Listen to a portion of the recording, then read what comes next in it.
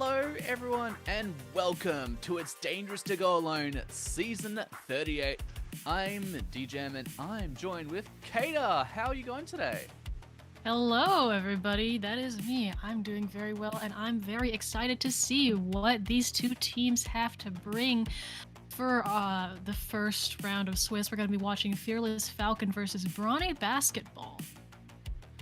Now, before we do dive into these teams, we've got something new on stream.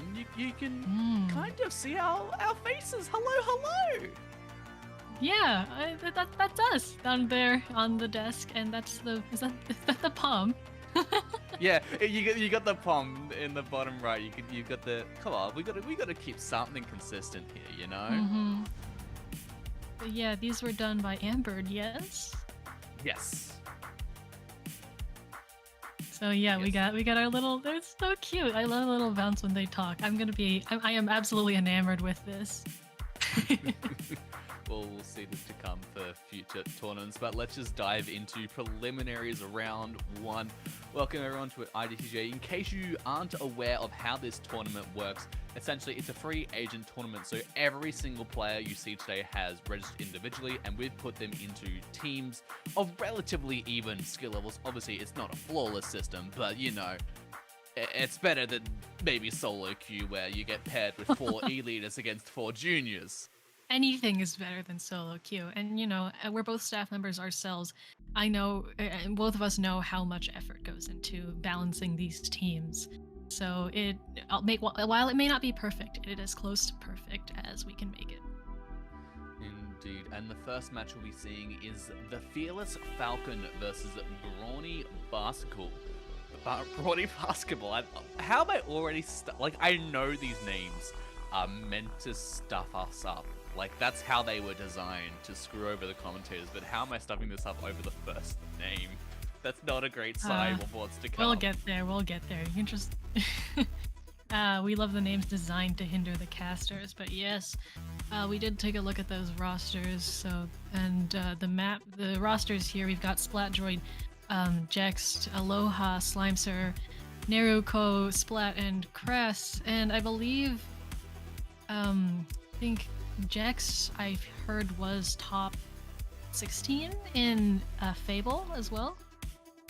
Yes, they did score very highly with Fable, and they moved on to the Fable final. So obviously a very highly ranked free agent player right there. But now we're going to dive straight into game one of the set today. Fearless Falcon, Brawny Basketball, Barnacle, and Dime Clamp. Let's get into this. Let's get into it indeed. Slimeser in their weapon pool only put Ink Brush, so I'm expecting to see the brush every time, and they are already on that as well. We got custom dually squelchers, T-Tech and Zap, and then on the other side of, I believe that's Brawny Basketball in the blue there. Viper, Splash, Ballpoint, Zap, so pretty standard comps here so far as meta goes. Definitely, we'll just see that early tactical come out, which is going to allow them to easily move around and give them that bit of backup if they do go down. We're seeing that T-Tech does go down, but they come straight back out. The brush trying to get that pick, but no, Crass on the 85. It does take them down as Brawny Basketball does get this initial control over mid. They do get a player down, and we're going to see that the Tri-Strike is going to come out and just put away some of those members. 2 players do go down on the basketballs, and now Fearless Falcon has turned the tables. Yeah, Droid here on the T-Tech doing some nice cleanup work. That tactical cooler does mean that Brawny Basketball is going to be back very soon, but Falcons have a tactical cooler of their own. They're getting the jumps in as well. They have football and are collecting some more of those clams, are making a push into the basket of Brawny Basketball. We have the Inkjet though, which is going to hinder them a lot, and they've also lost their brush as well as their dualies. So it looks like I believe that's the Zap here is going to have to back up. Brawny Basketball did lose 2 players though, so they're going to be able to keep their mid presence, and now that the members of Falcon are back, hopefully they can try and continue that push they've started. They've got 2 specials out here as well. Indeed, we're seeing they're trying to find players. Gets one pick, it does get taken out by the Ink Brush here, and now they're just trying to find a player, but they do have that tactical buff applied to them, so it's going to make them a bit of tricky, but it also means they don't have any Ninja Squid applied, because that is probably the one debuff that tactical it does give you. And now this ball point, they're trying to find any picks they can get out of here. Neru looking for every kind of corner that they can get. Doesn't have enough points for that Inkjet, which might hinder them. But they are fighting against two power plants. But just covering that ink, just preventing any kind of movement, definitely a good advantage for them there. Yeah, the brush going down the side of Falcon 2 means that they're going to be a little bit slower for the time being, but they're back and they have their special already. That ball point is down as well. The Viper looking for a pick on this Clam. Their teammate gets it, so the dually squelchers are gone now. The Fearless Falcon has had these specials, has been kind of sitting on this as well as the Clams, but hasn't been able to get anything done. Basketball just able to keep the control. The area of mid locked down. This crab is going to help a lot with that. We have the Tri-Strike and the Killer Whale, though, looking to gain some space for Fearless Falcons. The thing is, they're just not able to push up, get those picks that they need for all of the specials that they're throwing at mid here. They're not quite getting that control, and somehow Brawny Basketball is still able to get these picks, even with something like a bomb pick there or an Inkjet pick there. The control, they are just not giving it up. No, they're not indeed. And now we're 3 minutes down into the match, and yet a single clan has yet to be scored. Fearless Falcon still having a dominating control of the clan economy now, but with players going down left, right, and center to that Viper, it's going to be only a matter of time before we get to see a clan. But no, players saying, no, you think you've got an advantage on us? Not today. As the Killer Whale comes up, going to spot out those players and going to push them back. Slime here, just going to get down, splat there, and what a great defense there coming out from Fearless Falcon. And they've still got a lot of control. They've got so many options for them, and with all the players still just fighting it out, 2 down at peace. It's so neutral, and they're just trying to find these opportunities, trying to find these pathways, but neither team, they're just seeing each other and then canceling it. I don't think I've ever seen any team keep a power clam on them for this long, but it's been probably around 2 minutes now, and that power clam still has not gone anywhere. We are less than a minute remaining in this match, and we still haven't seen any clams thrown. This might go to overtime with the way this is going. Again, this Killer Whale Tri-Strike combo is out, allowing Fearless Falcons to get a little bit more control of mid. We got the Ink Strike coming out, though, and it is going to find 1 pick, 2 picks. That's 3 down on the side of Fearless Falcon. And Neru here probably feels very proud of themselves for that defense, because now, as far as Fearless Falcon had gone, they are set all the way back to their own base. And now it is the chance for Brawny Basketball to build up this clam economy. They have 14 clams out of them, more than enough to make a couple of power clams. Cole here going in with the hammer, gets the pick. Very nice throw there, but gets taken out themselves, and there are a bunch of their clams gone. It's Trade City here in Basketball and Dime. But now, these players are just trying to find their opportunities. Don't quote me on that. And finding players, getting bomb picks, and now heading into the 2-minute overtime here. If the overtime continues, it goes by the amount of power clans they've earned as the final tiebreaker method. But now, these players, they just need 1 power clam either side to go into that basket, and the game can be theirs. But with picks going every single direction, it's not looking easy. But 3 players go down on the Brawny Basketball. That's a soft white. Jex heading straight for the basket and slams that in, ending the game right there. Basketball and Dime, eh? It's early for me. I'm not supposed to be commentating either. Well, it's pretty funny and makes sense, but yeah. What a neutral game, ending on just the 1-3 down situation for Brawny Basketball there. I mean, these teams are so even. It's honestly, like, I've never seen a neutral game last that long, even when you have Clan Blitz matches go on for 5 minutes, 6 minutes. I feel like you always see a little bit of like back and forth. This kind of just felt like both of these teams were sitting in the center waiting for each other. And this is the type of things that I think this is what make free agent tournaments kind of more interesting to watch, because we don't seed players to the team. We seed players to the players. So we kind of get to know a little bit more information, which obviously going game 1 of the tournament, seeing that how close this got and seeing a little bit of a replay here of that final overtime moment is just You don't get this in a normal circumstance. Mm. Well, that's the beauty of free agent tournaments, and that's why we have tournaments like these. There it is, the final clam throw. Almost like moments like this, kind of similar to Rainmaker, where one wipe makes the whole game. You don't usually see that in Clan Blitz. Yeah, but thinking that it's Barnacle and Dime, it's a great clan zone because it's still small, but it's still wide enough. Now, kind of thinking Museum is kind of like Barnacle Dime in the terms of the shape, except for the fact that it's bigger. Yeah, it's bigger, and it also has a little bit of a height difference with that spinner in the middle. Well, in some modes, anyways. I don't quite remember what it looks like on zones, but Zone, it's still got the big spinner. Don't Yeah. worry, that is. I think it is in every single mode. I think It's so. just in tower control. It only has 2 forks instead of 4. Oh, okay, that makes sense. Well, yeah, big spinner That'll be adding a change. yeah, adding a height difference to that. So a little bit of I personally like it more. I just really like Museum. But we'll see how that changes the way these teams play. Again, we've got same comp coming out of Falcon, and that looks like, yeah, I think both teams are running the same comp. So, if it ain't broke, don't fix it. Exactly, with both teams being how close that match was. Either team could have taken that either way, and we're going to start to see a very, again, quite mid, and we're going to see Fearless Falcon does get to take that early control, and 2 players down on the basketballs. It's going to give them a bit of early advantage here. Tactical is coming up, but players also going down. Oh, you're starting off even, but Fearless Falcon, they've still got so much control. Yeah, and the Wiper here, I was going to say they were in a nice place to get something done. Unfortunately, they do get taken out. Trying to remember which team is which here.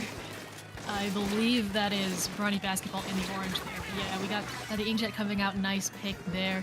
And the zone, that's the Crab as well, you can see on the upper left-hand side over there. That is 3 down on the side of Fearless Falcon just for a second there.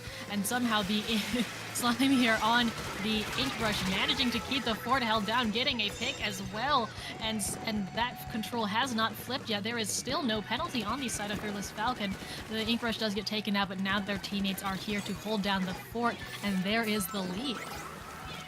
Lead switch, and 2 players are down on the Brawny basketball. That's going to only extend the Falcons' lead even further as they climb down into the 40-point remaining. And now they're just trying to peek, trying to guard any entrance that can allow Brawny basketball into the zone. Inkjet is going to come out, not going to find any picks, but 2 players go down again on the basketballs. And now they're just looking for picks, a trade of sorts between the players there, and Jex just looking to find any pick. Tactical nearly at the ready. Crab is going to take down a players, but with a few points remaining, is it going to be enough? They send the zone into neutral. 3 players go down, make that a wipeout, and they save the zone with a single point remaining. Wow. I mean, that Crab double was absolutely crucial there, jumping in, getting that last pick. I love to see flat zones moments like these. That is a hefty 75-point penalty on the side of Brawny Basketball. And now that, on the side of Fearless Falcon, and now Brawny Basketball doesn't have any penalty. We have the Inkjet in here looking for the picks. But we also have the Tri-Strike that they'll have to watch out for. The managing to avoid getting jump camped, and we have to watch out for the T-Tech here. Very nice pick from there on the ball point, and they were doing a great job of defense there. Unfortunately, getting taken out by Sour Cream on the dualies here, making use of their range, and they have their special ready too. The Killer Whale as well.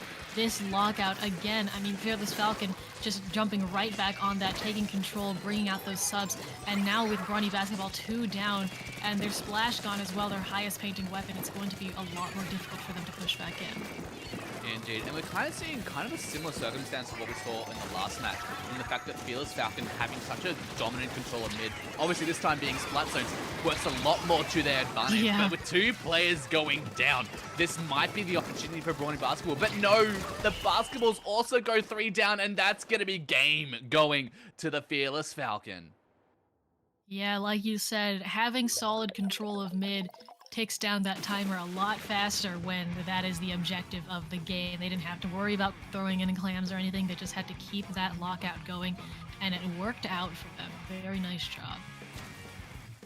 Absolutely. And you might be thinking, yeah, there's three maps here, but why are we continuing? Well, this is Swiss. And something we like to do with Swiss, so because obviously points matter in this circumstance, so it's a play all three. So regardless of the match, we're still going to be seeing Tower Control Inc. Blot Art Academy. I've got nothing left to say about this map that I haven't already on countless other streams. It's a nice classic, you know. It's a classic is probably the best word to describe it. It is a staple of the competitive scene. It's, I don't know. That's pretty much it, yeah. If you're not playing Mako Zones, you're going to be counterpicking on Inkblot Tower. We got a replay here of the moment that Brawny Basketball was able to recapture the zone. You can see the crab picks jumping in, getting that wipe out. Very, very nice retake there. It's moments like these that make Splatoon, the very fast-paced game that it is. Yeah, like, I don't really know. Like, I was watching a video the other day of comparing Splatoon to other shooters, and it's just like, yeah, like, the fast-paced nature of Splatoon really is what makes this game interesting. And I also hear all the time, can we please remove background music? And like, no, that's what makes this fast-paced. If you didn't have background music, this game would be so much more focused around stealth and just hiding. It would change so drastically if we didn't have background music. That's fair. I never really thought about it that much. I kind of like having the background music. I think it's a vibe, but it's a huge vibe. It does charge the energy a lot more. Absolutely. And now we're going to dive into Game 3, Tower Control Inkblot Art Academy. The Falcons against the Basketballs. Falcons obviously up 2 games, but the Basketballs, they still got a chance to get a point on the board. That is a comp change if I've ever seen one. We are switching to the light Tetra Dualies as well as the Forge Splattershot Pro.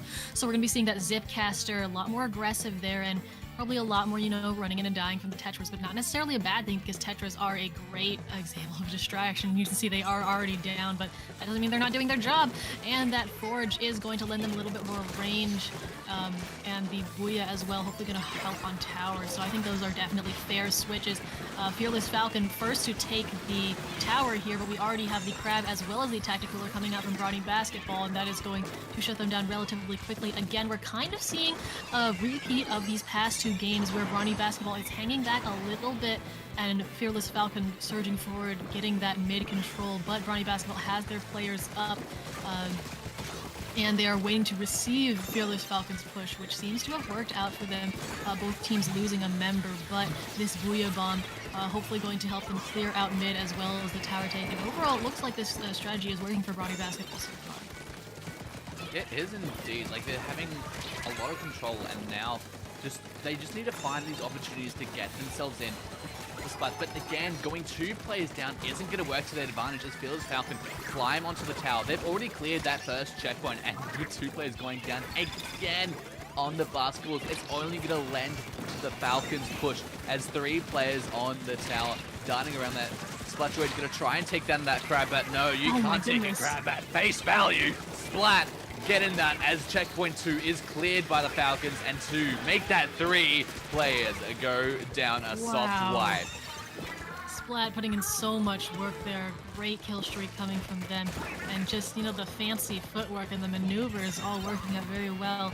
That push is going to be stopped at 35. They've cleared. Fearless Falcon have cleared those first 2 checkpoints, meaning that subsequent pushes are going to be a lot easier, and Brawny Basketball has a bar to match. The Forge getting caught out by the brush here. The brush getting caught out by A little bit of lack of their own range there, and the Splash able to take them out. The Splash has that crab and is going to use it here. Nice pick and looking for a second one and gets it as well. Splat here really knows how to use the area control and the range of that crab to its fullest extent. Fearless Falcon putting out the Tri-Strike as well as the Tacticaler as well. And honestly, if they want to, they can play a little bit of a waiting game here. Brawny Basketball has to move forward and is being forced into this aggressive position. So Fearless Falcon can kind of do the same thing that Basketball did at the beginning of this match and wait to receive them, but they are in a lot easier of a position with a lot less pressure. Indeed, and now we're seeing kind of a mirror of what we saw earlier in the game. 2 players down on the Falcons, but now players are going down on the Basketballs, but they're still getting through. But now with 3 players down, Neru, the only one left alive, that's going to be the end of that push. They get taken out, and that is going to be another soft wipe against the Basketballs as the Falcons head back to take control of mid. But with that tactical in effect, that's going to allow them for some very quick respawns and for them to get straight back into the action. Yeah, it is not necessarily over for Basketball. They were just 5 points shy. But the thing is, they need to make another big push. And right now, only their Splash is back. They have the members that are coming back, but Fearless Falcon has built up his control and is already getting on that tower for another push with the effects of that tactical and making this so much more difficult. We have a couple of picks, though, from the side of Basketball. A very nice double there. The strike preventing the duelies from advancing further, but we've got the Zip Caster. Unfortunately, they do get taken down, and that's another 3 down on the side of Brawny Basketball. They have less than a minute left. The Crab's gonna come out here and try and prevent any further damage. Gets 1 pick, forces a second back, and Splat again coming in clutch with this Crab tank, but defense clutch can only do so much. Those are two players down on the side of Fearless Falcon, meaning that Brawny Basketball is going to be able to make a last-minute push here. Tacticaler coming out. Really nice decision for those buffs there on both sides, actually. And now Fearless Falcon, all they have to do is stop this last push. Brawny Basketball is going to throw everything they have.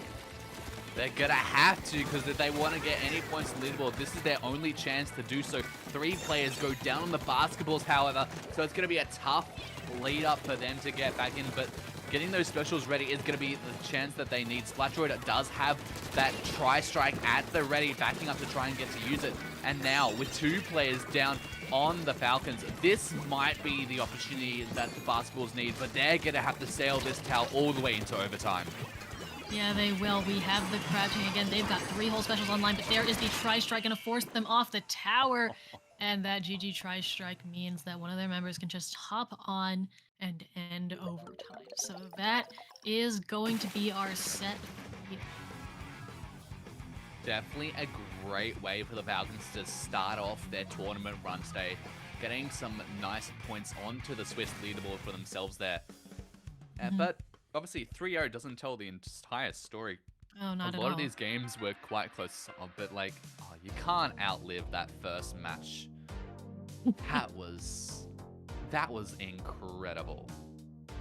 Yeah, very long neutral game, and seems like after that, very nice end push, Fearless Falcon kind of clicked and figured out what worked for them, especially in that second match. You know, they were able to just keep control of the zone. Brawny Basketball, of course, also having some very nice moments. Splat getting those great kill streaks, as well as they did have a good push on Inkblot Tower. It was only 5 points shy of the lead, which is pretty close. We'll take a quick look at a replay here. We've got, yes, I do believe this is the kill streak from Splat. We've got 1, we got 2. They got a third, a really nice triple there, and that is pretty much single-handedly what ended the push from Fearless Falcon there. So, great moments on both sides. Yeah, it was a great way to stop them from pushing that lead any further. Unfortunately, that was the lead that did win them the game, but still, stopping that lead from going any further was a great stop from Splat there. Right. Well, that is it for round 1. We are going to take just a short break, set up the next match, and we'll be right back at you guys with round 2. Stay tuned.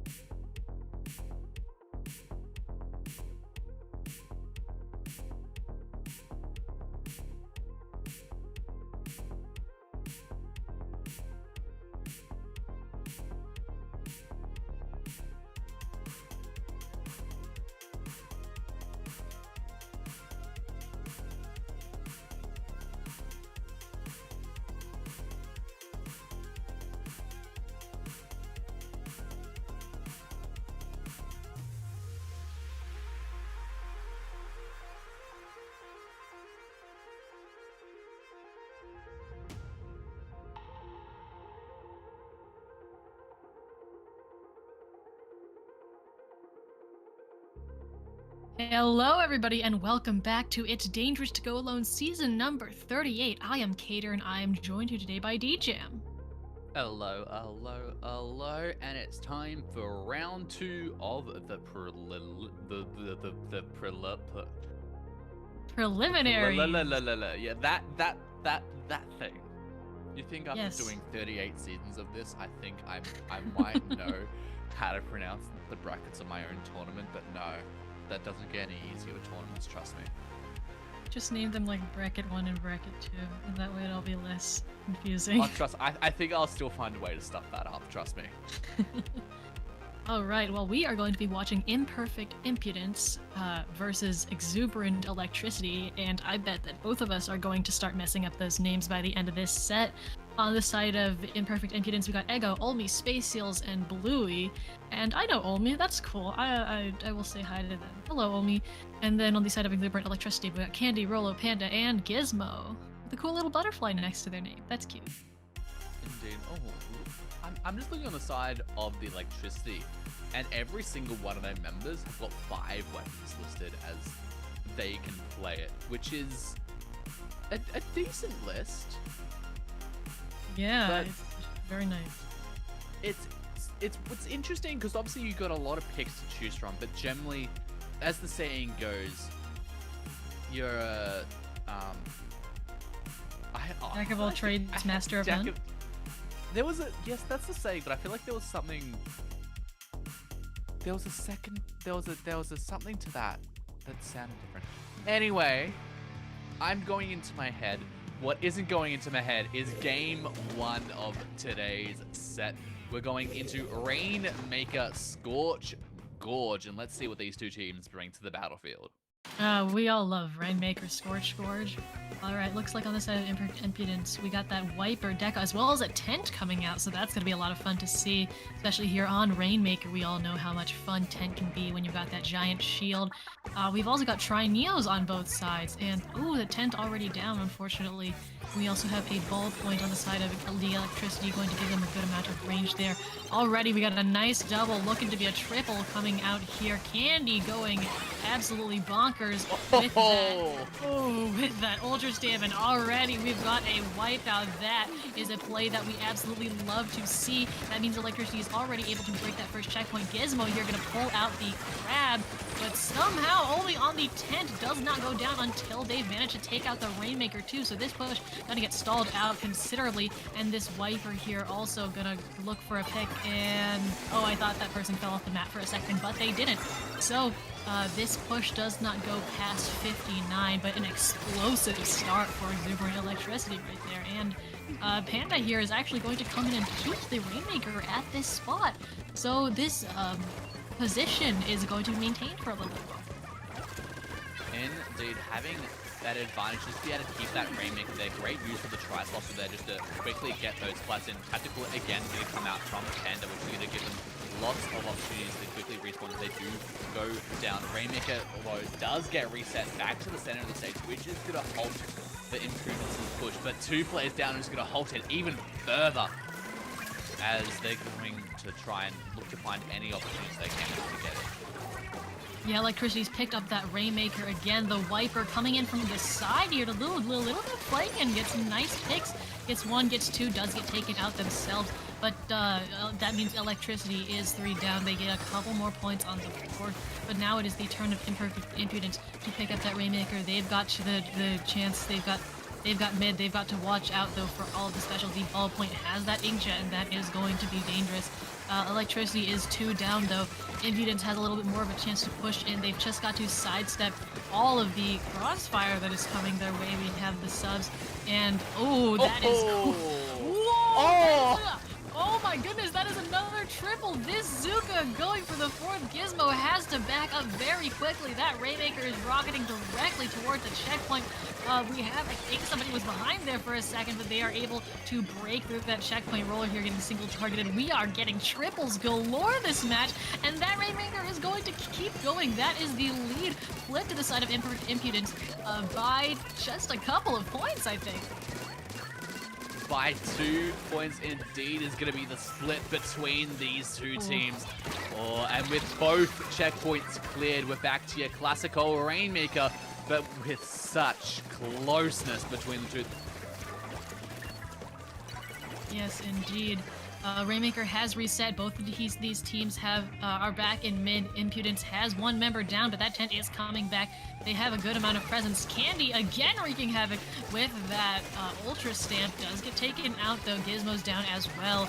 And so Ego, this Viper, going to try and make the little bit of path. They do have to watch that Rainmaker shield though. Flipping to the side of Electricity. I think they might get the pop. Not if only has anything to say about it though.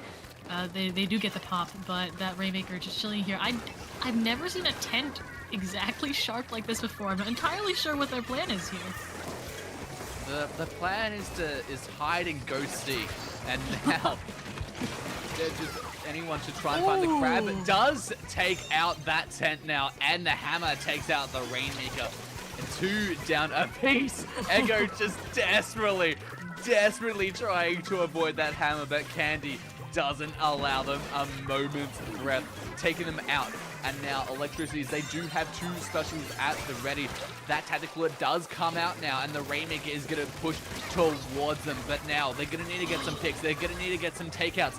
And with 2 players down from Impudence, that's going to really allow Rolo carrying that Rainmaker to try and get towards it. Candy using that Ultra Stamp to clear forward a path, but Bluey is going to stop that Rainmaker in its path, having a great spot above the Norse, but no!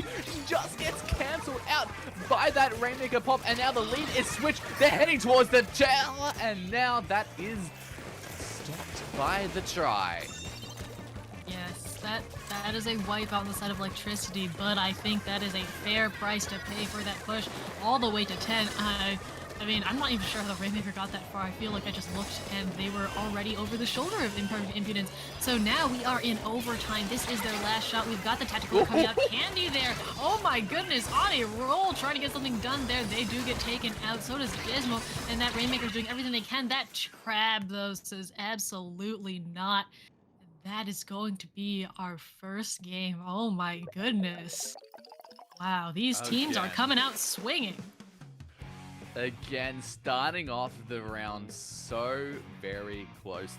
Even that Crab that did take care of that Rainmaker at the end was just barely able to take out the Rainmaker. Like, they got cancelled literally as the Rainmaker got destroyed. Such a close game right there. And oh wow. If that's telling, I can't wait to see what we're coming up to. I know, we've already got such a show out of our first match. I think both of those teams just had explosive moments, and all of these players have really shown, honestly, both of those triples that we saw. Both Panda and Gizmo and Candy, that whole team putting in a lot of work there. And of course, Omi on that tent doing the work necessary. You can see we got the replay here of Candy's really great triple, the immediate double, and then I think it was even a quad. Yeah, I think the they got the wipeout solo. They did. I did not realize that. That the throw of that was made that a quad, but still very, very great. Oh, and then watch this shot. Watch this shot. Oh, like. Oh, I mean, how often do you get to see that, really? I think the arc from that first shot hitting spot on and the immediate double after that just makes that such a treat to watch. My goodness. Just, and the fact that it wasn't like both of those 3 players, 3 kill streak and the quad, both of those, the fact that it wasn't by a single player, the fact that they were by individual players on each team, that's the bit is like, because normally you see like that and it's like, okay, it's just one team just constantly dominating when you're getting a quad, when you're getting these triples. But the fact that it's from both teams, it just makes me excited as we dive into our next game, which is going to be Sturgeon Shipyard Clan Blitz. Oh yeah, Sturgeon. Another one of those maps that's like, oh, you know, I can't counterpick to Mako or Inkblot or whatever, so I guess I'll pick Sturgeon. But usually you'd see it on Tower and 2 a lot, so Clan Blitz not always as common, but, you know, it is something that we have grown to know. No, not necessarily love. I'm hearing from Yeah, that voice. I was gonna say I was close to saying no in love, and then I was like, I don't think we love it very much. We just know it. We just know it. Yeah, Only is gonna switch over to the roller, so no more Tentabrella, which I think is definitely fair considering the way the stage is shaped, as well as they're switching off to Clam Blitz, requiring a little bit more mobility. And already we've got a power clam. Already they are going for that.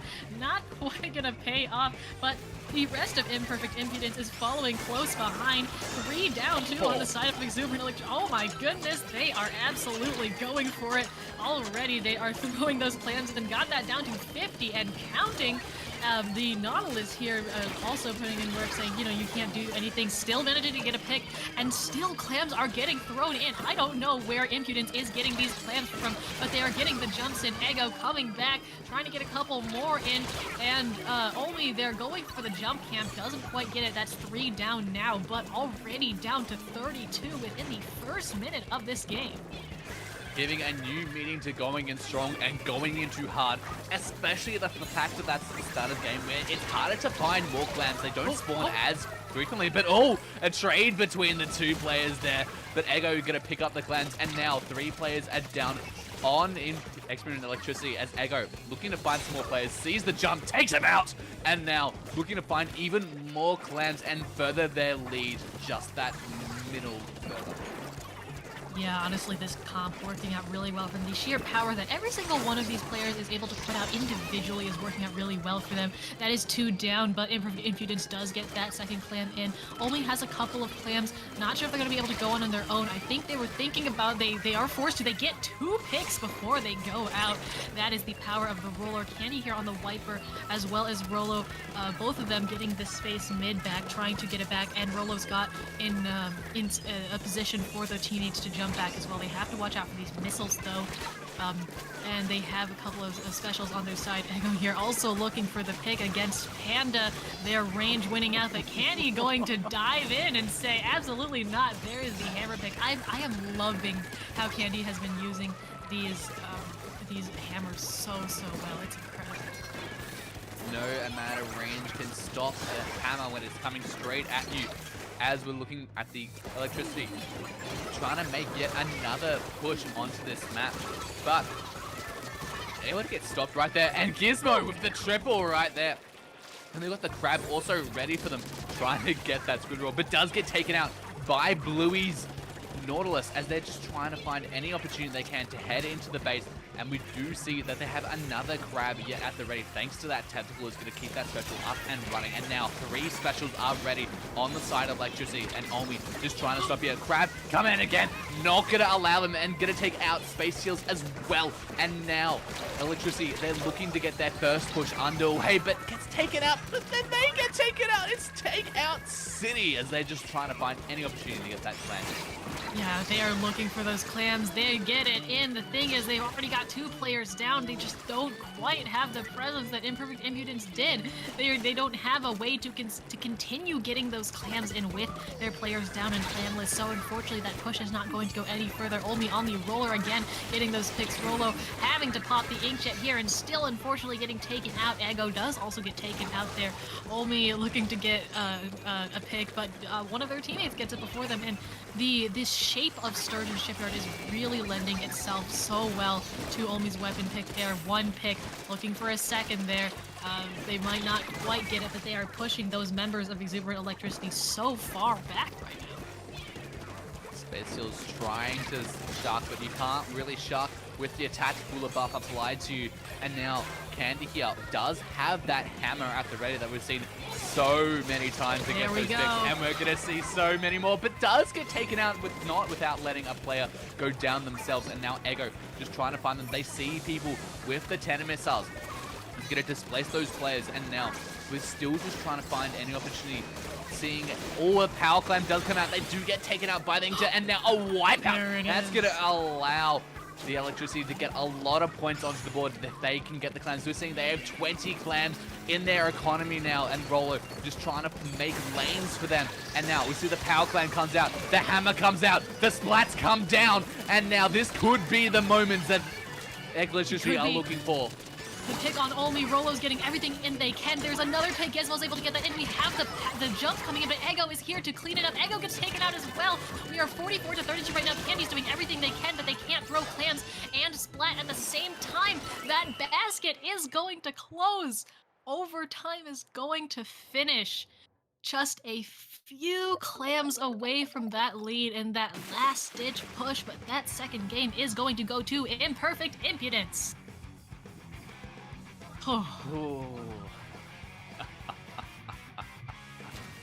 What a My game. That was God. so close. Like they had so much momentum at the end. They had so many clams, but so many clams, just not enough though. They had those few players that did have quite a decent amount of clams, but just wasn't able to get started. Getting that replay of that first initial push from Impudence there, which really set the bar for the entire game.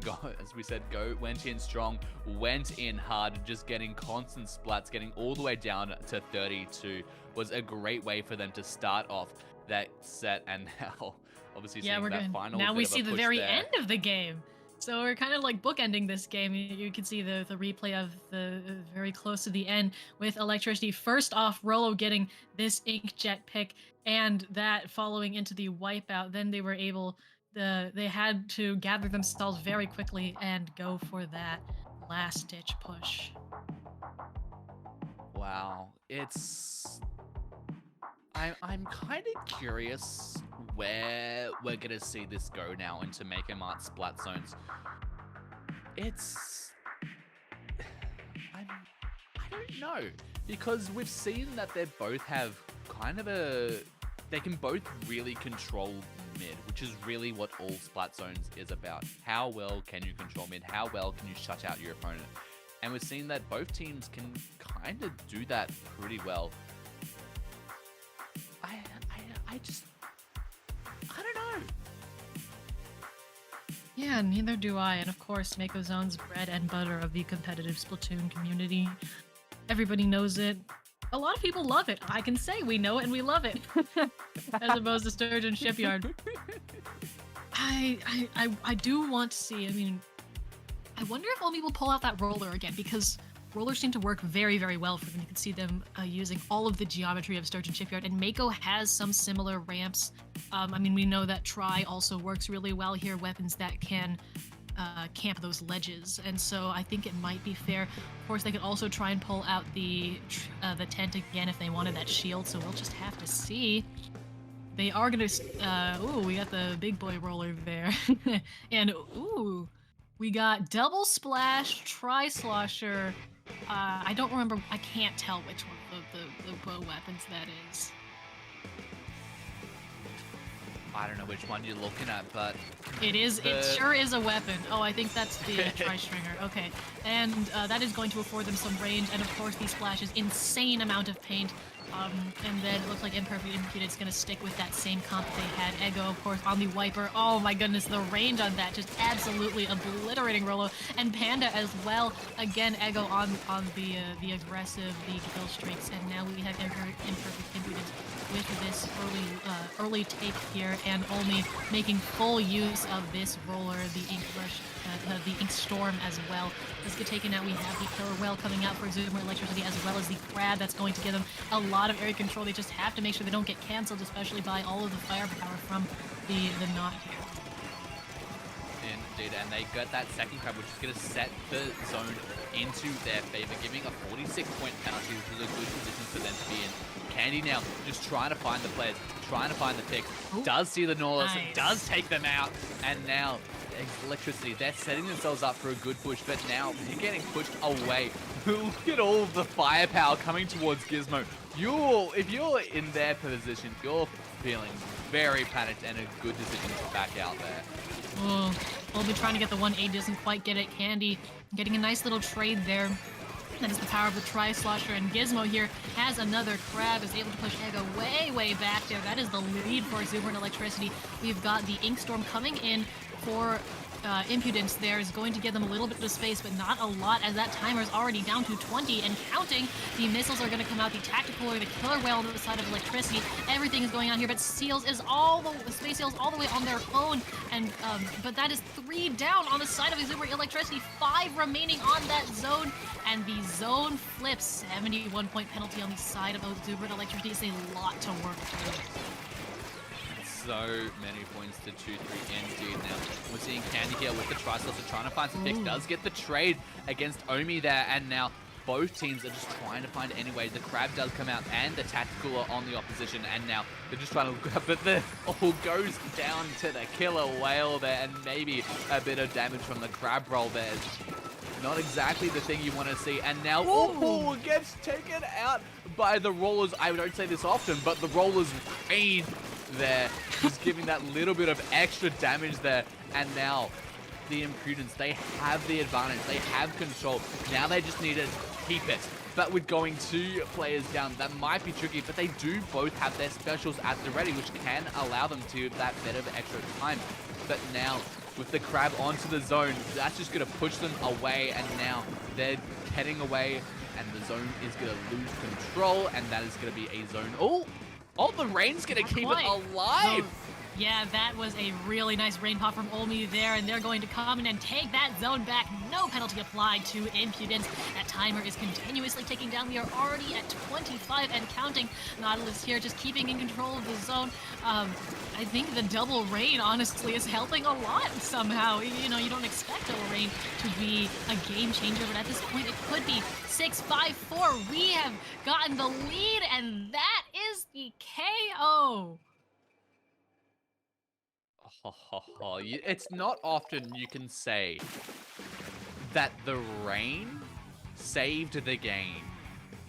Like, I think if it weren't for the rain, that zone would have flipped. Wow. Oh, and the fist bump just to solidify that. Yeah, we took this game. We won this set. Wow. Yeah, that is our set 2-1 on the side of Imperfect Impudence. And what a set it was. We got a show for all 3 of those matches. Incredible kill streaks. All right, let's see what we got here. God. Oh, yes, this... Oh, think Gizmo. This is Gizmo. They're all go. This is the 3 down, and then the zone gets flipped with 5 remaining. Yeah, great stop to the zone here, and now, here's where the rain. So you can see the zone here. Out. Yeah, almost flipping to blue, but not quite. And that rain keeping it just that little bit in. Panda there going down, not able to recap that zone, and then Omi and Bluey coming in to retake it. And from there, it kind of just snowballed to the end. Yeah, definitely a great play there by Omi, getting that Inkstorm out, and then also being able to get the splat to take out the splash. Really, that was the key moment there that allowed them to take the win there. Well, that was an incredible set. We had great moments from both teams, of course, and those replays were really nice to watch. We are going to take just a short break and set up the 3rd round. We will be right back in a few minutes, so stay tuned.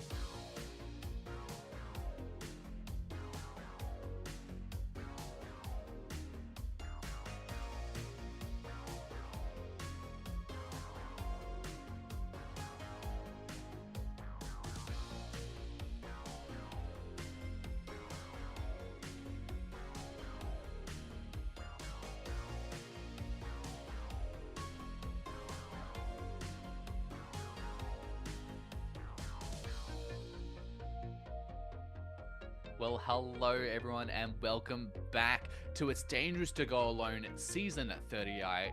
It's time for round 3 of the tournament today. We have Omniscient Outrage against Lowlands. Kata, what do you think of these two teams? I like the picks that I'm seeing in weapons. We have a T-Tech one trick, somebody that plays Splash and Tent, which that is a great 2 weapons to have. We got an Explo in the mix. That's fun. And I think these teams have a lot of flexibility with the picks that they are going to have. You can take a look at the maps that we've got here. Wow, look at that, a map screen. I'm so cool. Not like our streamer did that for me or anything. No, but you just have your mind powers over the entire stream. What are you talking about? No, cheers to our streamer though, for real. We're gonna be starting off on. From me. We're gonna be starting off on Monta Tower, Monta Tower.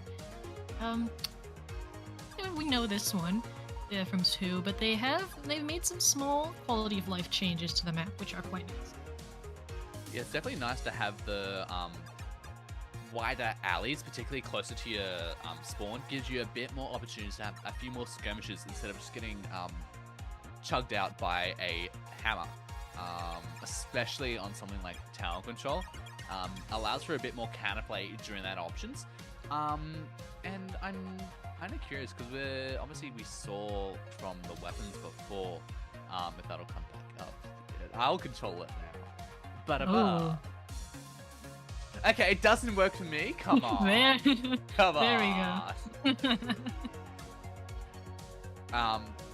Definitely Shigu with that tent there and Crab on the spot. Definitely some good picks there, but I'm definitely curious to see on the side of Omniscient Outrage. Obviously, they do have weapons like the Blaster, like the Jet Squelcher, like the Nautilus as well. Definitely some good options for some counterplay between those two teams. And I'm curious to see, obviously Omniscient Outrage have a lot more backline weapons at their disposal. I'm curious to see if they're going to lean into that or they're going to go frontline against frontline. And we'll see that very soon as we dive into the first game of the set today. We're bringing the Blaster onto tower control, of course. That makes perfect sense. And then on the side of Lowlands, we've got, our classic weapons, the Wiper Deco, which we love to see, the Splash, the Try, the Zap. So both of these teams have very fair comps. I'd also like to point out that Risu here is bringing out that 52 with the Splash Wall, so we might see some nice maneuvers there, just like K52 in Splatoon 2 was. I really liked that wall. I do believe 52 still likes that. And we've got trades to begin with. That tactical are coming out as well.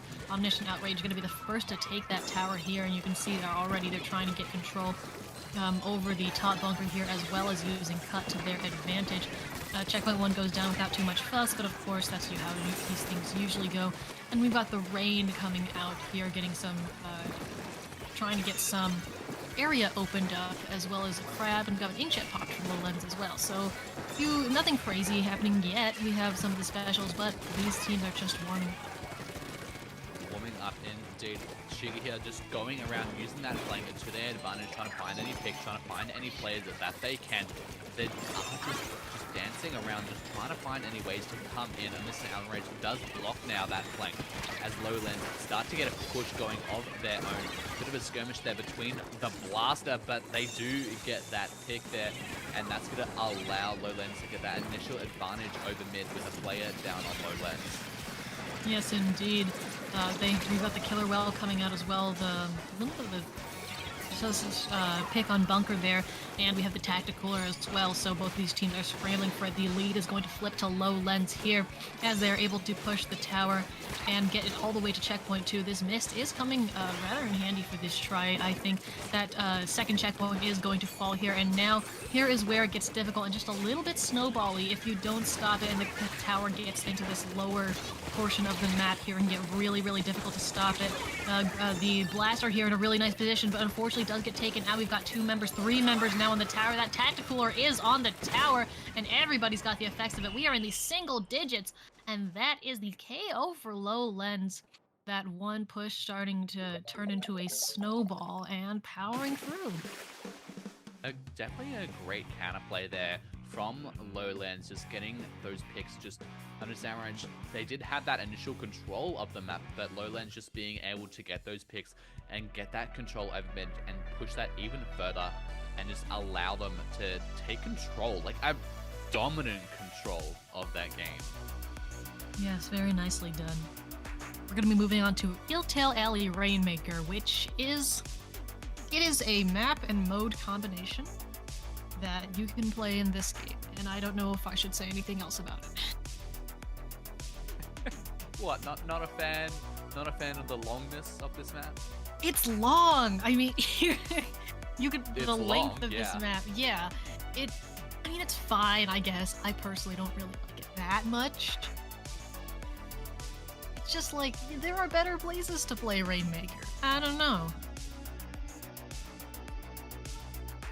I think it really works well for some weapons. I'm really Yeah. obviously Crab, due to the fact that it's so narrow, Crab works really well on this map. But yeah, once you get past that second checkpoint, particularly if you're walking across the uninkable on the top route, like most people seem to do, if you can really control that, it's a real snowball position.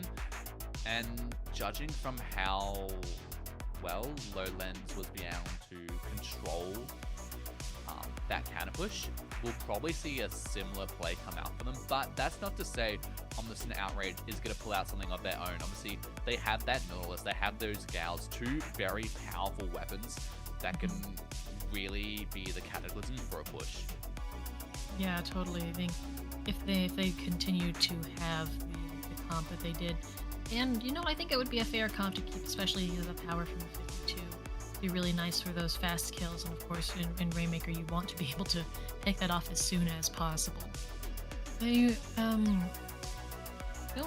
don't know if I would really expect any comp changes. I think that what both of these teams had was working out pretty well for them. Lowlands just had a really nice snowball and a really nice change of momentum.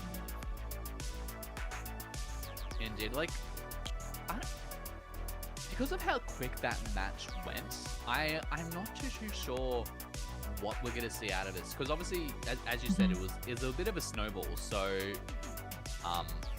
Omniscient Outrage just got caught a bit on the back foot there. Like, there wasn't really any dominating positions where they controlled it. Like, it was just constant picks, which really allowed Lowlands to take control of that first game. There was no real wipeouts. There was no triples or anything like that. It was just constant pressure, which allowed Lowlands to take that first game. And it's like, you can't, like, you can kind of replicate that here on Illtail Alley, but with the checkpoint sometimes really providing a bit of a choking point, you can't really do that as hard. Yeah, it's like you can't get a huge amount of information from the way the team plays by a match that goes by that quickly. So I do hope that we'll get to see, you know, a longer show from these teams in the next match we got here. Only time will tell. Do you know what also time will only tell? When the match is gonna start, and that's right now as we go into Illtail Alley. Let's see what these two teams bring out this time. Let's see, indeed. So I think Lowlands, they're gonna stick with their comp. I think both of these teams. Yeah, we've got the Blaster coming back as well, Ninja Squid Blaster. So you can have, I guess, watch out for some funny little surprises from right here on that Blaster. Omniscient Outrage is going to get that first pop onto the Rainmaker Shield. It's going to give them that early turf advantage there into mid, but Lowlands is going to give that little bit of counterplay, get that tactical underway, and is going to give them that movement speed and give them all of those speed buffs. But oh no, about the Nautilus. Meepy taking two players down, then picking up the Rainmaker, giving them a great first lead in here, but that tactical is just going to allow them some very quick respawns. The Toxic Mist is going to delay them, but not delay them from getting down that first checkpoint as three players go down on Lowlands. Omniscient Outrage in a great position going into this second game. Yeah, the Blaster able to use that area effect to take out the enemy just so high up. You can see that's the uninkable that you were talking about. This Rainmaker does have to watch out for the ink that they are going to try and avoid that chip damage. Doesn't look like they're going to take this unequal route, instead opting to go for this ramp on the side here. And they're already very close to that goal, getting it to 28. Very nice push. Lucas does take them out, but gets taken out themselves. And Omniscient Outrage still has a position. They are going to be able to put 6 more points on the board just walking up that ramp. The combination of the Zap's presence and the miss, I don't think they'll be able to get any more points for now, especially being 3 down, but that is a very nice first push, and that sets the bar very high. Yeah, getting all the way down to 22, definitely a great position to be in with only a minute and a half down into this match as the Rainmaker gets reset back to mid, allowing Lowlands to get that for a bit of counter push going, like we saw in the first game. But now, obviously, Omniscient Outrage got a lot bigger of a lead to start off this game, so it's going to be a lot harder for Lowlands to get that counter push going. But now the Blaster taking care of one, but the Blaster goes down themselves, player down a piece. And now these players are just trying to find any opportunities, trying to find the pick, trying to find the chirp, and trying to find the specials to get this going. Yeah, that 52 is hiding inside of their wall, does go down, but takes the splash with them. The rain is out as well, creating a little bit more room for Omniscient Outrage. And we have a jump coming in. Both of these teams are kind of just looking at that Rainmaker, trying to get an upper hand before they try and start another push. This Inkjet is aiming to create space and hopefully get some picks. They're getting dangerously close to taking out themselves. Doesn't get the picks either, but does move the members of Omniscient Outrage back just a little bit, and so Lowlands is going to pick up that Rainmaker and start making their way. They look like they're going to take this upper route here and try and take that to the checkpoint that way. Very nice try pick off to the side there. Indeed, and now with players going down, getting caught out, and the Rainmaker going to break through the first checkpoint. Lowlands are definitely sitting in a good position, but with 2 players down on either side, this really could go either directions, trying to find some jumps there, but now with their Rainmaker getting burst, their Crab coming out on either side now, they're just trying to find any ways to break through. But Omniscient Outrage, they're just holding control and being able to push back Lowlands. Getting that Rainmaker reset back to mid was a great defense from them. Yeah, no, they don't have to worry about that position. The firepower from the Nautilus, you can see the Splash is trying to approach that. We have the Inkjet coming out as well. That's 2 down on the side of Omniscient Outrage, meaning Lowlands is going to use this as a push opportunity. They're going to have to watch out for this member on the side, though. And, that is very nice. I think that was a double from the NZAP. Really nice job. Great, yes, double from Tozy there. Also being able to pop out that tactical now, giving the buffs to the entire team. Really going to allow them now to get that advantage and reset that tower back to the center. Splat a bomb kill onto Crazy Toad there is also going to give them that extra control. 2 specials up on the side of Lowlands, which is going to give them a bit of advantage when heading into that defense now. But they're just needing to find that opportunity. The Inkjet is out, but they're going to be able to spot them, but they're going to be able to get out just in time as they're getting to stay alive, but isn't able to stay alive there as they get taken out, and the Rainmaker heads back into the control of Lowlands. Yes, Lowlands still has a good hold on this Rainmaker, and they need to get it past that checkpoint. They've broken through, but they need to get it past that location. They've got 18 seconds left to do this. The Gal is down. They don't have to worry about that. And Lowlands is doing everything they can. This one auto bomb forcing them all the way back to mid. But that is 3 down. There's the Crab. There's the Tactical. She is making a run for it. That is the lead. 3 seconds left to go. That is the knockout. One auto bomb almost stopped them, but not quite. And there we are. Lowlands getting a second knockout. I think I can really call them being a chicken there, being afraid of that. I think I can safely call that. Oh my goodness. Yeah, I was gonna say, if the auto bomb gets that pick, I don't know if they'll ever live that down. No. But they managed to just the 3 down. The Crab and the Tactical are backing them up. Yeah, here it is. These last few seconds of the match, you can see right there. There's the single auto bomb forcing them all the way back into mid. But then you can see there's 3 down, and the Crab tank really providing the cover and the paint necessary You can see Lucas there on the side actually sacrificing themselves for the Rainmaker, forcing the member of Omniscient Outrage that was jumping down to engage with Lucas and not the Rainmaker, and that is what let them get the KO. Definitely a great counterplay there, and you know, now that we've seen this story occur twice, I think Lowlands, they like to do this counterplay option. I think this is where they shine. Just But, you know, gathering their power and then charging up for one explosive push. yeah, you're like, well, if they got all the way down to what? They got all the way down to 26 in that first push. That would have completely activated LDE there, which if That's they had, true. I assume they at least had some LDE, because it's a very, it's a staple to put that on your shoes these days, and always has been. It's always a great way to get your cannon pushes going, because then you have so many buffs applied to yourself just throughout the rest of the match, and just being able to have that for such a long duration of that entire match really would have put Lowlands in that advantage.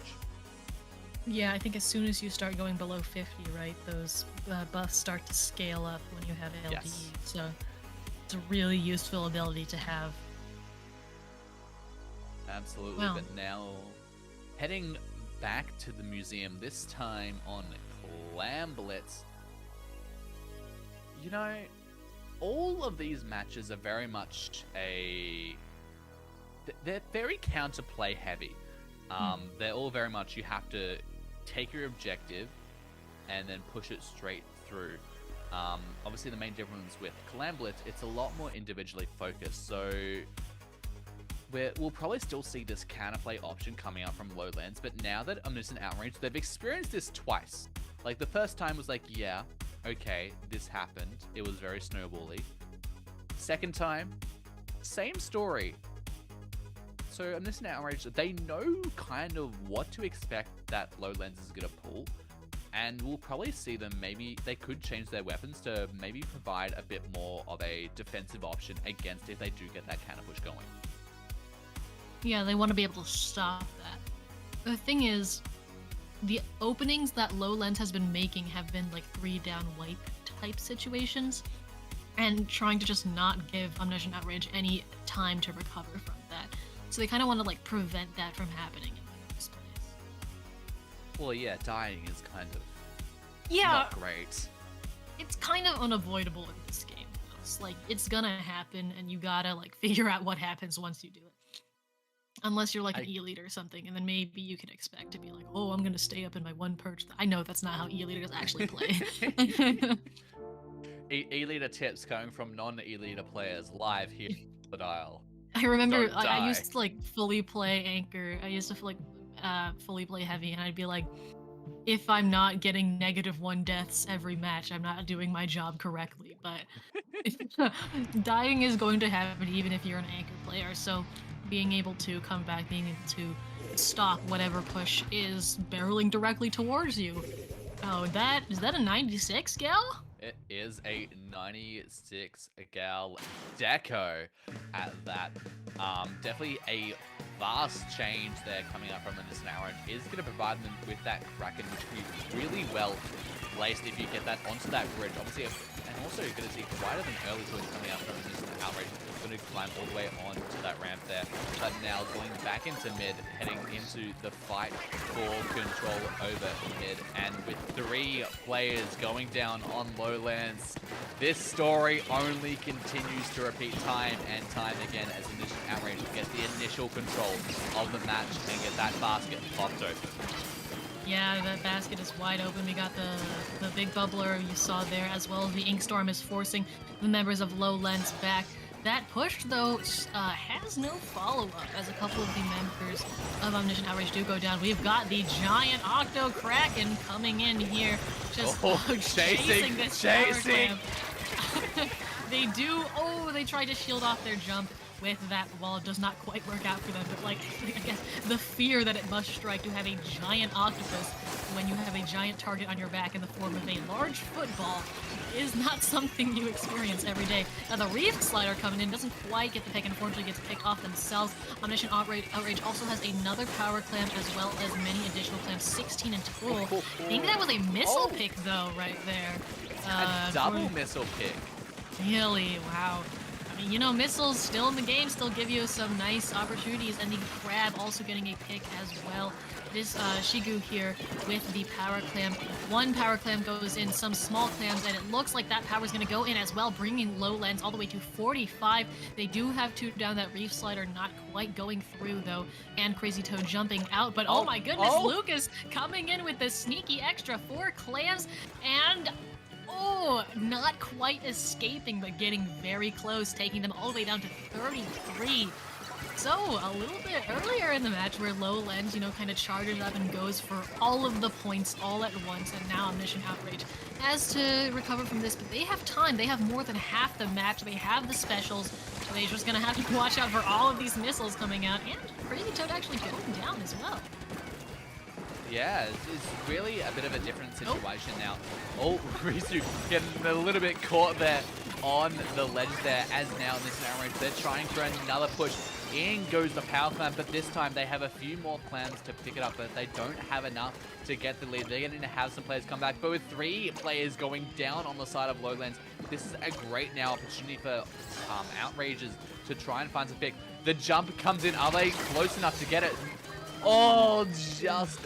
I couldn't tell if they were... Oh, that would have gone in.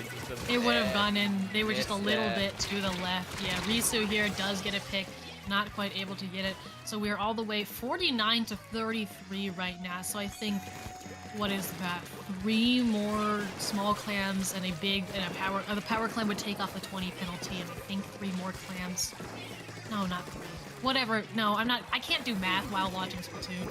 But there is a 7. Thank you. I was so far off. Oh my god. Well, that 7 of the smaller clams would get them, or just another power clam. But of course, easier said than done. We've got a minute 30 left right now. And Lowlands is already charging up another push of their own. You can see they've got the power clam. They don't have the special, so they're going to have to go in and just brute force this with the weapons they have. And it seems to be working 2 down right now on the side of Outrage. We're going to see that power clam come in from the top. They do get taken out, though, so the power clam's not going to go in. Omniscient Outrage knew what was coming and was able to prevent it from happening. We have a minute left for Omniscient Outrage to collect themselves, get that clams, and try and get the win. And we're definitely seeing this story unfold even further. It's just constant counterattack against constant counterattack. So now, based off this storyline, it seems like it's the Outrage's turn to get their push going. And with those picks coming, but Lowlands also, they have 2 specials at their ready, but one of those specials does go down before it even has a chance to get popped. 10 missiles ready from the side of this Swiper, and now they're trying to look for an opportunity for that to go down on Lowlands, and they have 10 clams at the ready. One of those a power clam, and now they're looking for an opportunity. The Kraken comes out. He's going to use that Sturge of speed to try and find any players. Just going to try, but no, you can't climb up that sponge. But the Blaster says you can get 2 picks today. And with only a few seconds left, Omniscient Outrage, they're heading towards the basket. They pop the big bubble just to allow them. They have so many clans there, but they just need to get them in. A player goes down, 3 down, and the lead... There it is. 2 power clams is all it takes, and that is what they had. The lead just by 4 points there. I can't. You can't say words. I can't do math. We make a great casting team.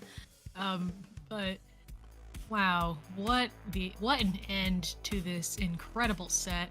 Lowlands again coming in with the big push, but Omniscient Outrage knowing what to expect and coming in with a counter push of their own.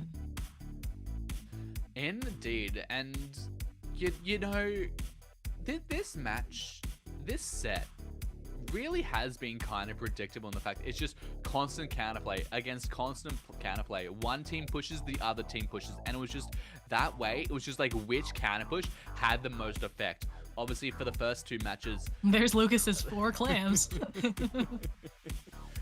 first 2 matches, Lowlands did have that. They had the better counterplay, but this time, and this in Outrage, just being able to provide that bit of extra defense just to stop Lowlands from getting that extra counterplay that just gave them that advantage heading here. And now we're seeing that replay of the extra clans come in, double splat there that came out. Just a great way to end off the set and just give them that extra points onto the Swiss leaderboard.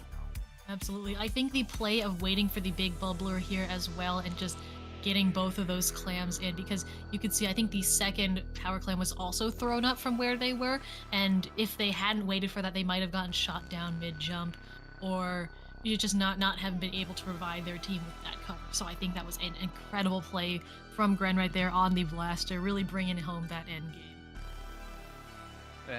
Absolutely. And now, actually, before we head to a break, I'll just quickly have a check-up on the standings.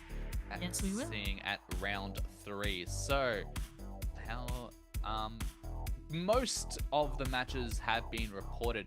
So, current standings, we have Abject, Alibi on 42, Imperfect, Impudence at 2nd, Knowing Knife 3rd, Malicious Motorcycle at 4th, and we have a 4-way tie at 4th position now between Malicious Motorcycle, Classy Cup, Deep Dark, and New Name. A very, very close there.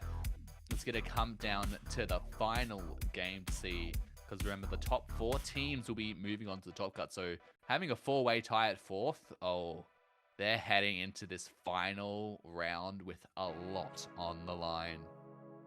Yes, this round is going to determine who gets that last spot to top cut. And of course, things could possibly change the higher standings as well. We do have 3 more games to go. So we are going to take a short break, set up that last round of the Swiss preliminaries, and we'll be right back. Stay tuned.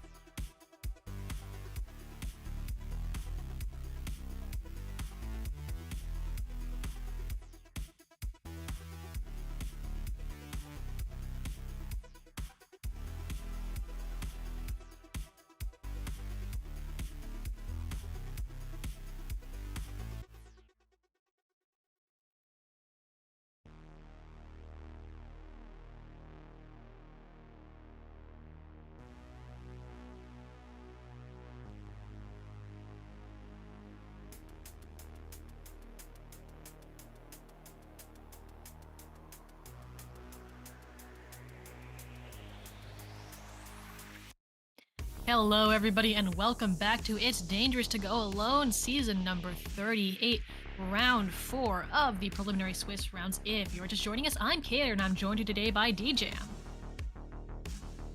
Hi. Something happened here. I can tell you now. Oh no. Classic Cup. I feel like they have 4 members, not 3. They do. Something the member missing happened from their here. roster there is Splat Attack. Or Splatack. Oh no. I know, they dropped and then something happened. Oh no. Do they have a sub? Yes. That's not a very sure yes. Yes. Kit Kat. Oh, Just yes. replacing Kit Kat. them. Oh, I know that person. Okay, cool. I also know the food. I know The food is I'm a good. person. I actually don't like the food because I don't like chocolate. Oh, So I know of the food. I don't like you know of it. I don't know of the person, but I can't say if I know them or not. Well, that is that. We are watching Classic Cup versus Malicious Motorcycle, and our first match of the round is going to be Wahoo Zones. We all love Wahoo Zones, don't we? No? It's I just like it for the memes. I think that says what I think about it. I like it for the memes, the Wahoo Zones memes.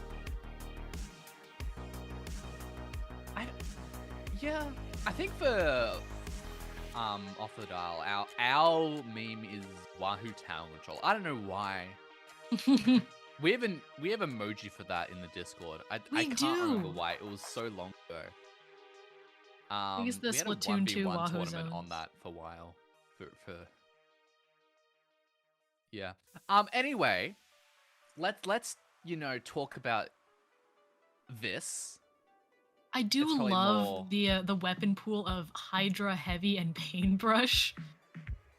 They just coincide, You have your really long range, which is going to provide so much pain. You're going to provide your slightly less but still really long range, which provide pain, and then you have the actual pain.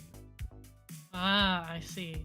So it's like, when you want to give yourself a break from charging up the Splatling charges, you go and you spam brush instead. Well, the paintbrush still has a bit of wind up, so I can see Yeah. how Tie Attack have gone from using this very much Splatling weapon to then going a Ink Brush, which is very unlike Splatlings, but still providing that bit of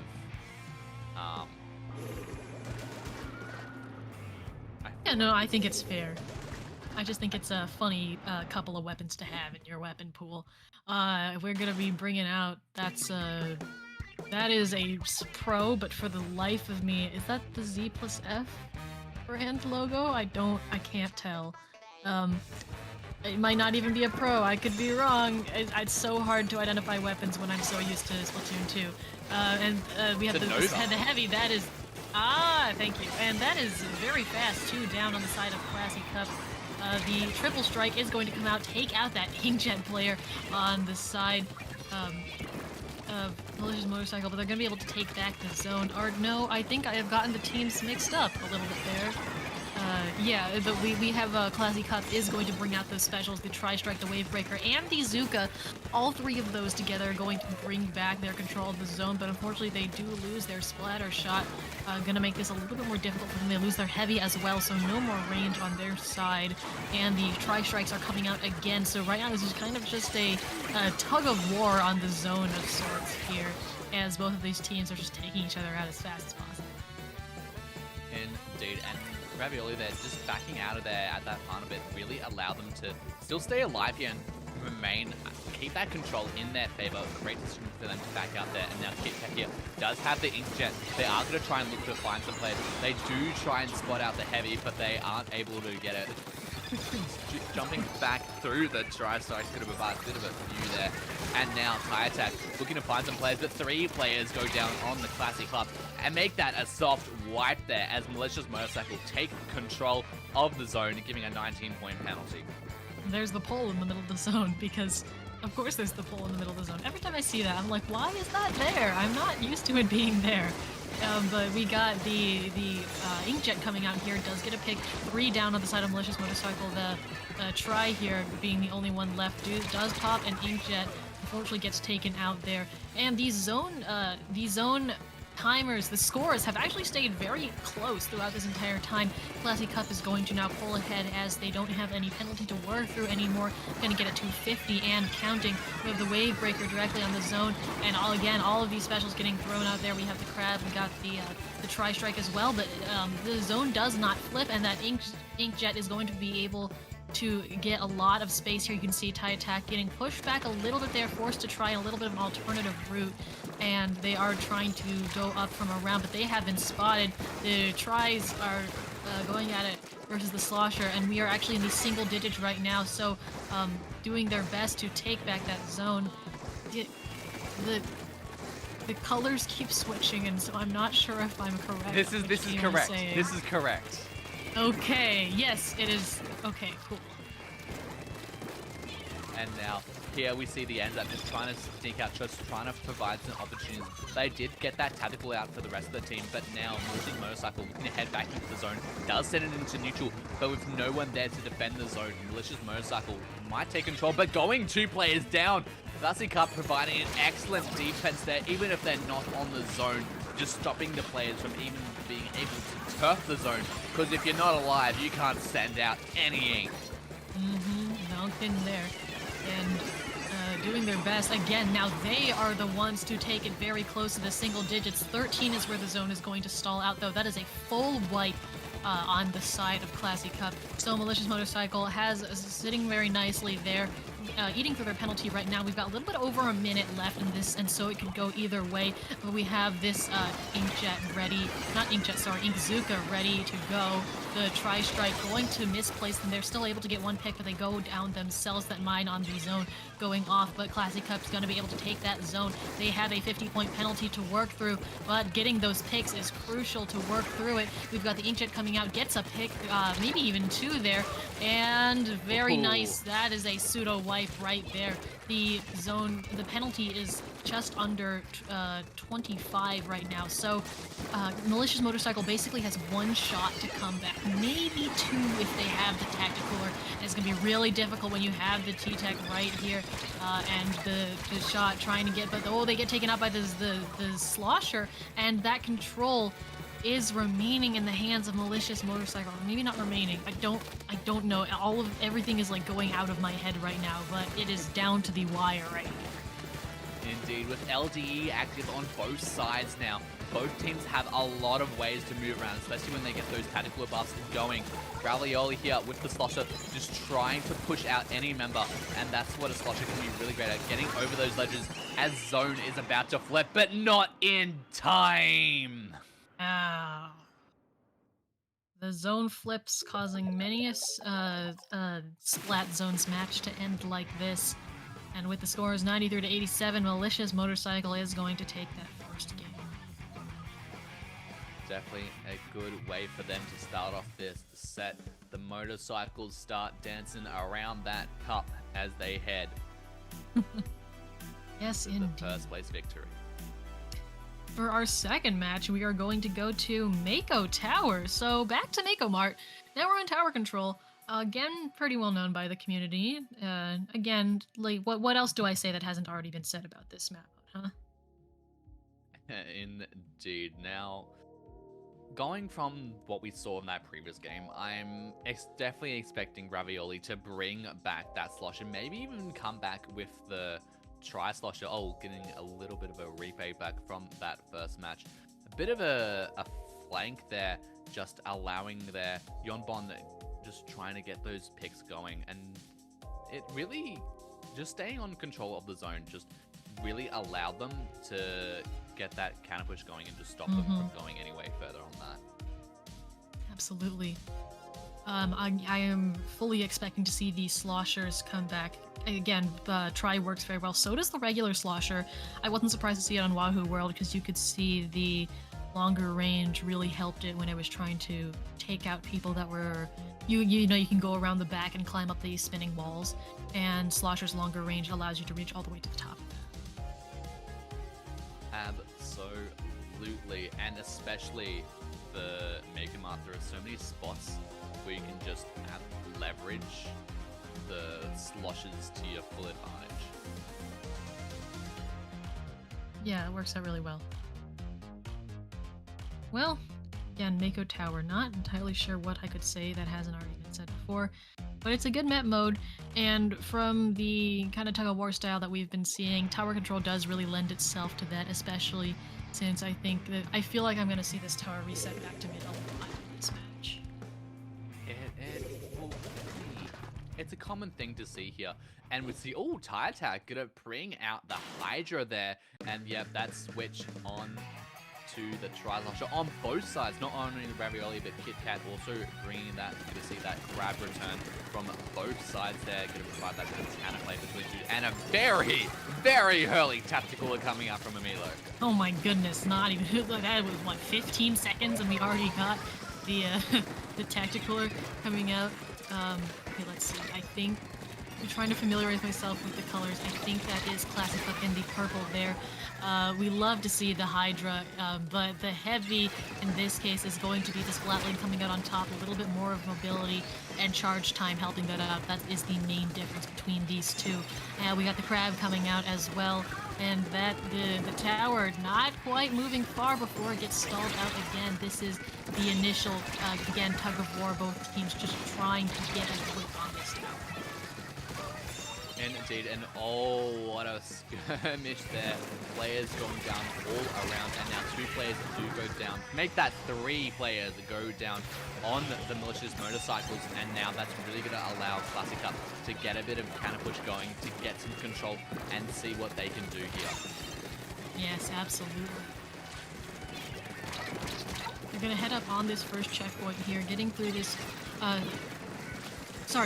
the first checkpoint. I mean, getting through this one, since the checkpoint placements have changed a little bit since the Splatoon 2, getting through this one is a little bit more of a hassle than it used to be, but it definitely can fall relatively quickly, as it is doing right here. We got the tactical, we got the Booyah Bomb, everything right now. Jason does go down to that, and Eden gonna take out another nice pick on there, and that is 3 down on the side of Malicious motorcycle, and that means that Classic Cup is going to be or not. Well, they head into the tower, but just no one on that tower is just going to be able to clear that checkpoint. Just trying to find opportunities, and just Yombon just trying to dance around Ink, barely staying alive, but does go down there too. Emilo there, not able to clear through that checkpoint, but they do still have the lead. Another tactical are going to come out there from Emilo, just picking that up even before they get splattered there, that quick respawn. But another death, Yuma gets them in revenge there, and now they're going to try and find them. They're going to try and find any opportunity to provide a pathway there. They're going to get that Crab charged up, but the Booyah Bomb is going to provide them a bit of a turf and a bit of cover there. Oh, Tie Attack getting that splat onto Yuma's Grab there, going to shut that down.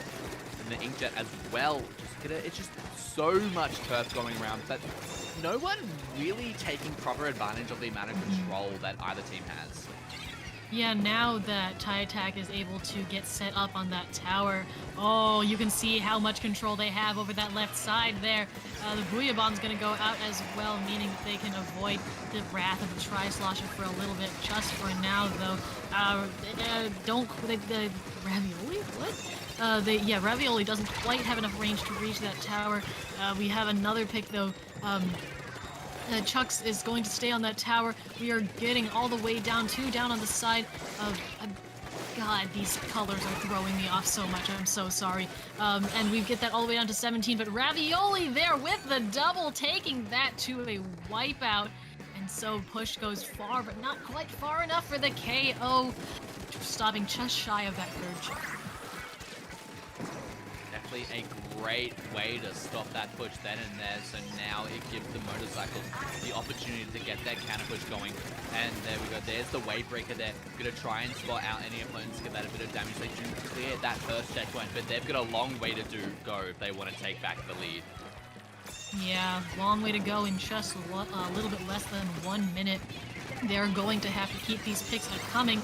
We have the Tacticooler coming out now from Malicious Motorcycle, and they are going.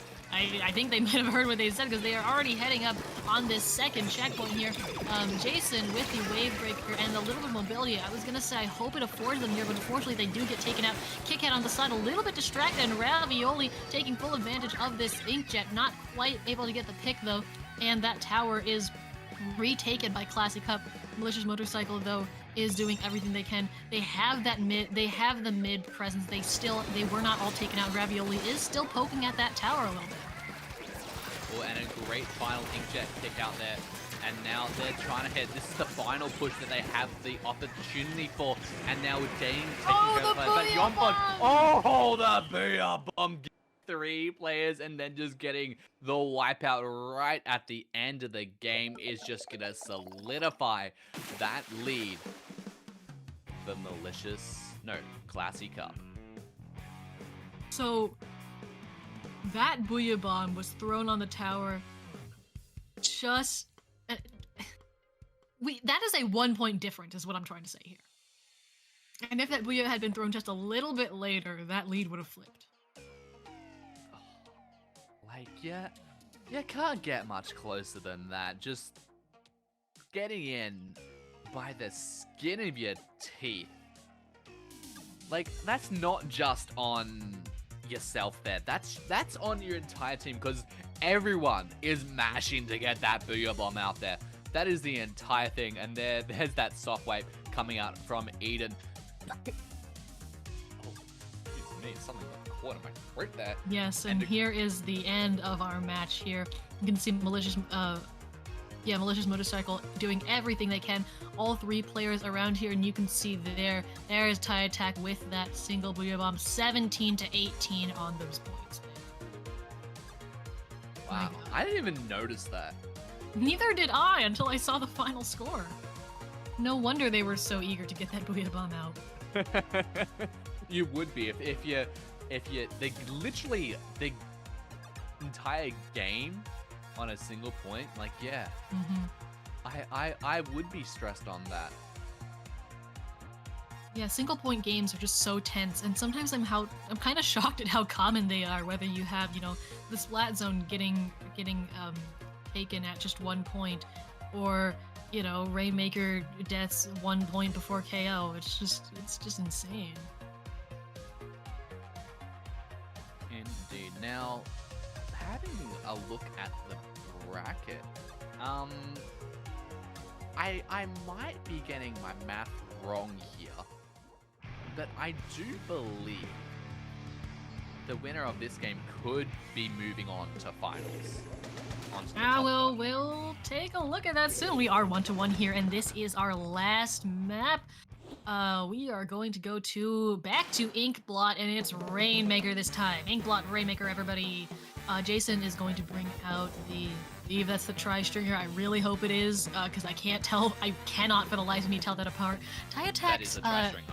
Okay, cool. Tie Attack making a decision to stick to the Hydra here. A little bit interesting because Hydra, of course, a little bit slower of these Splatlings, but you get a lot of range, a lot of area control, and a lot of power from it, so I think that is a fair trade-off from them. And then we've got the Tries, we've got the regular Slosher, all of the stuff that we've seen from these 2 teams before.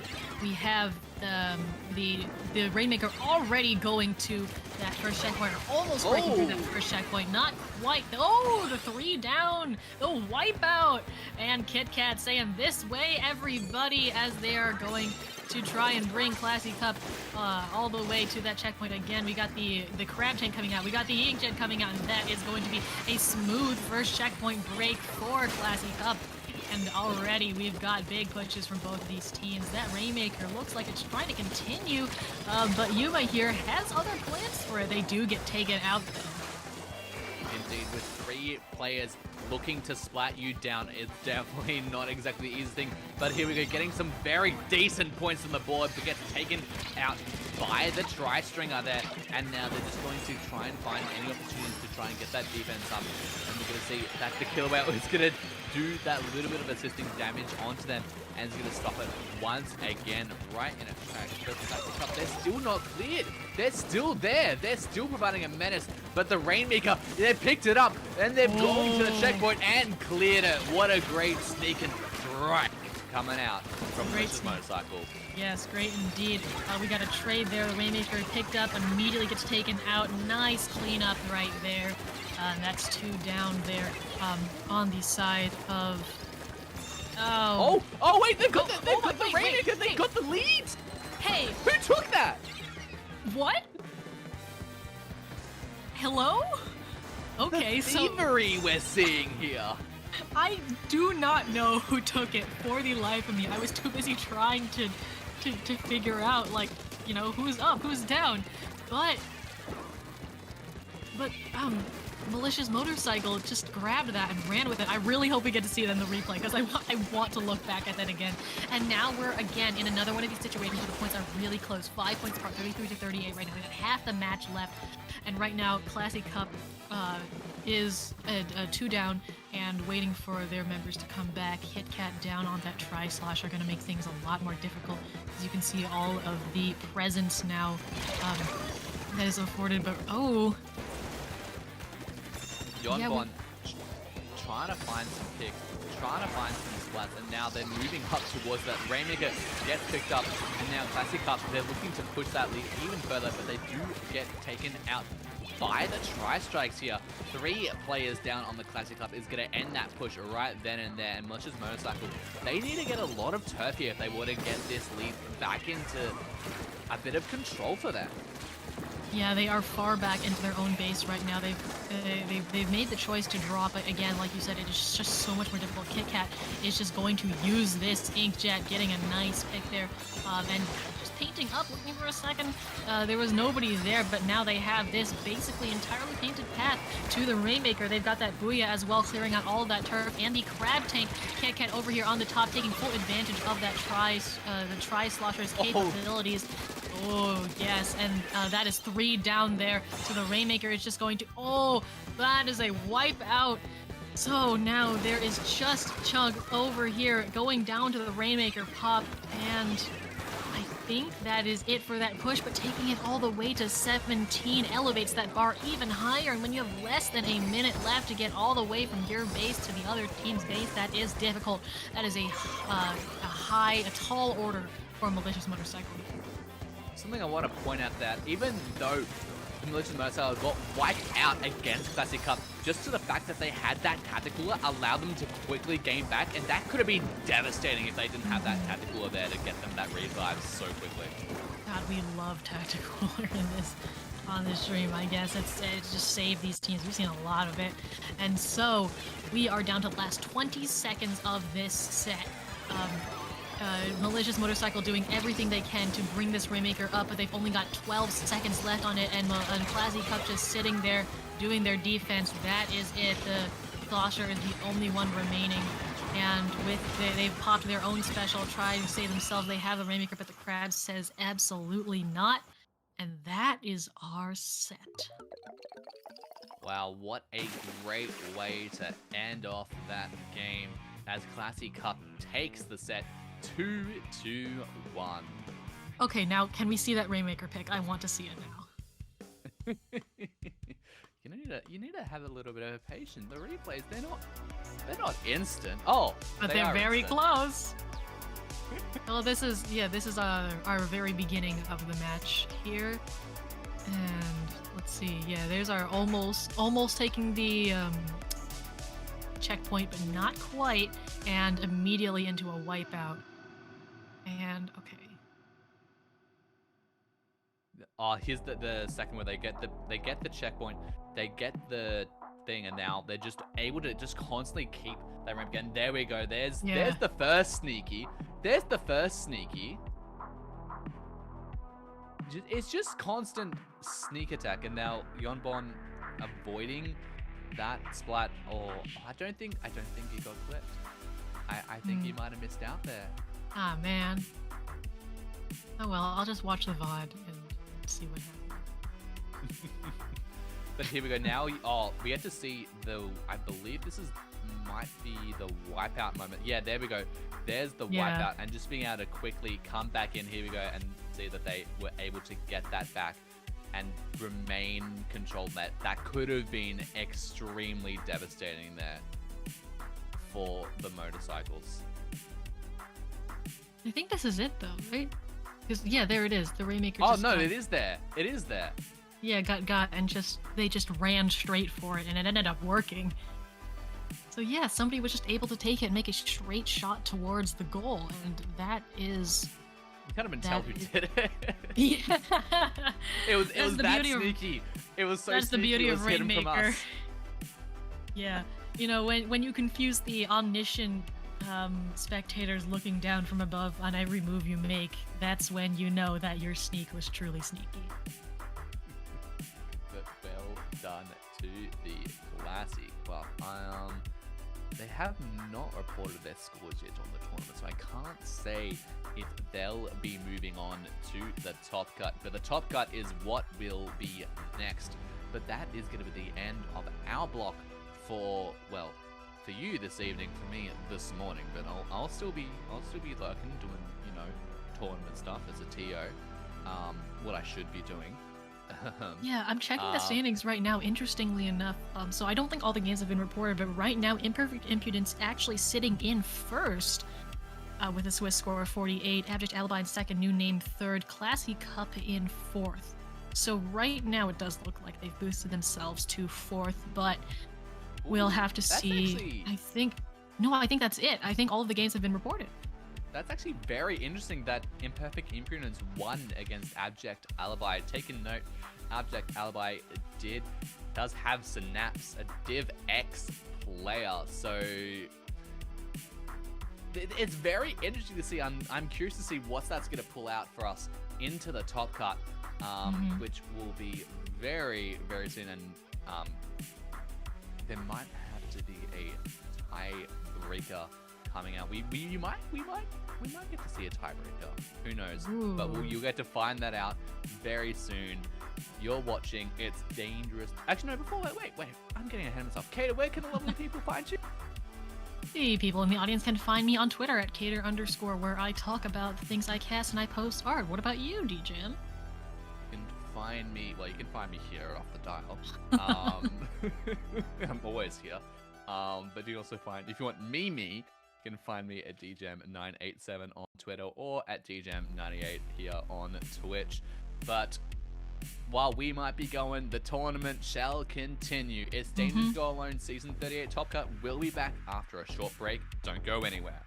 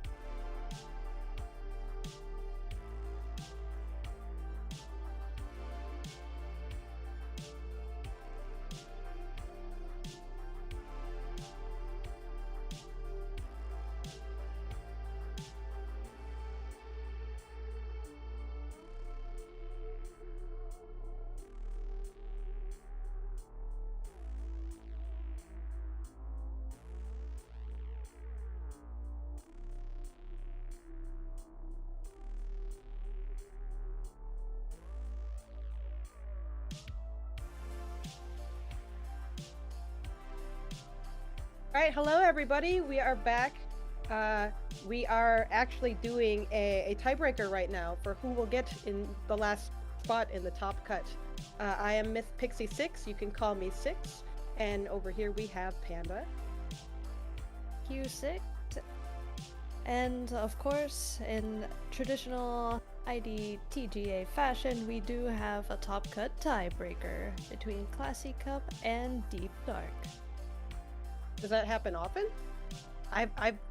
The question marks and the exclamation points under tiebreaker made me think that this was a new thing, that this doesn't happen very often, but... Oh, it happens. Not necessarily with every run, every season, but it does happen probably like 50% of the time, I'd say.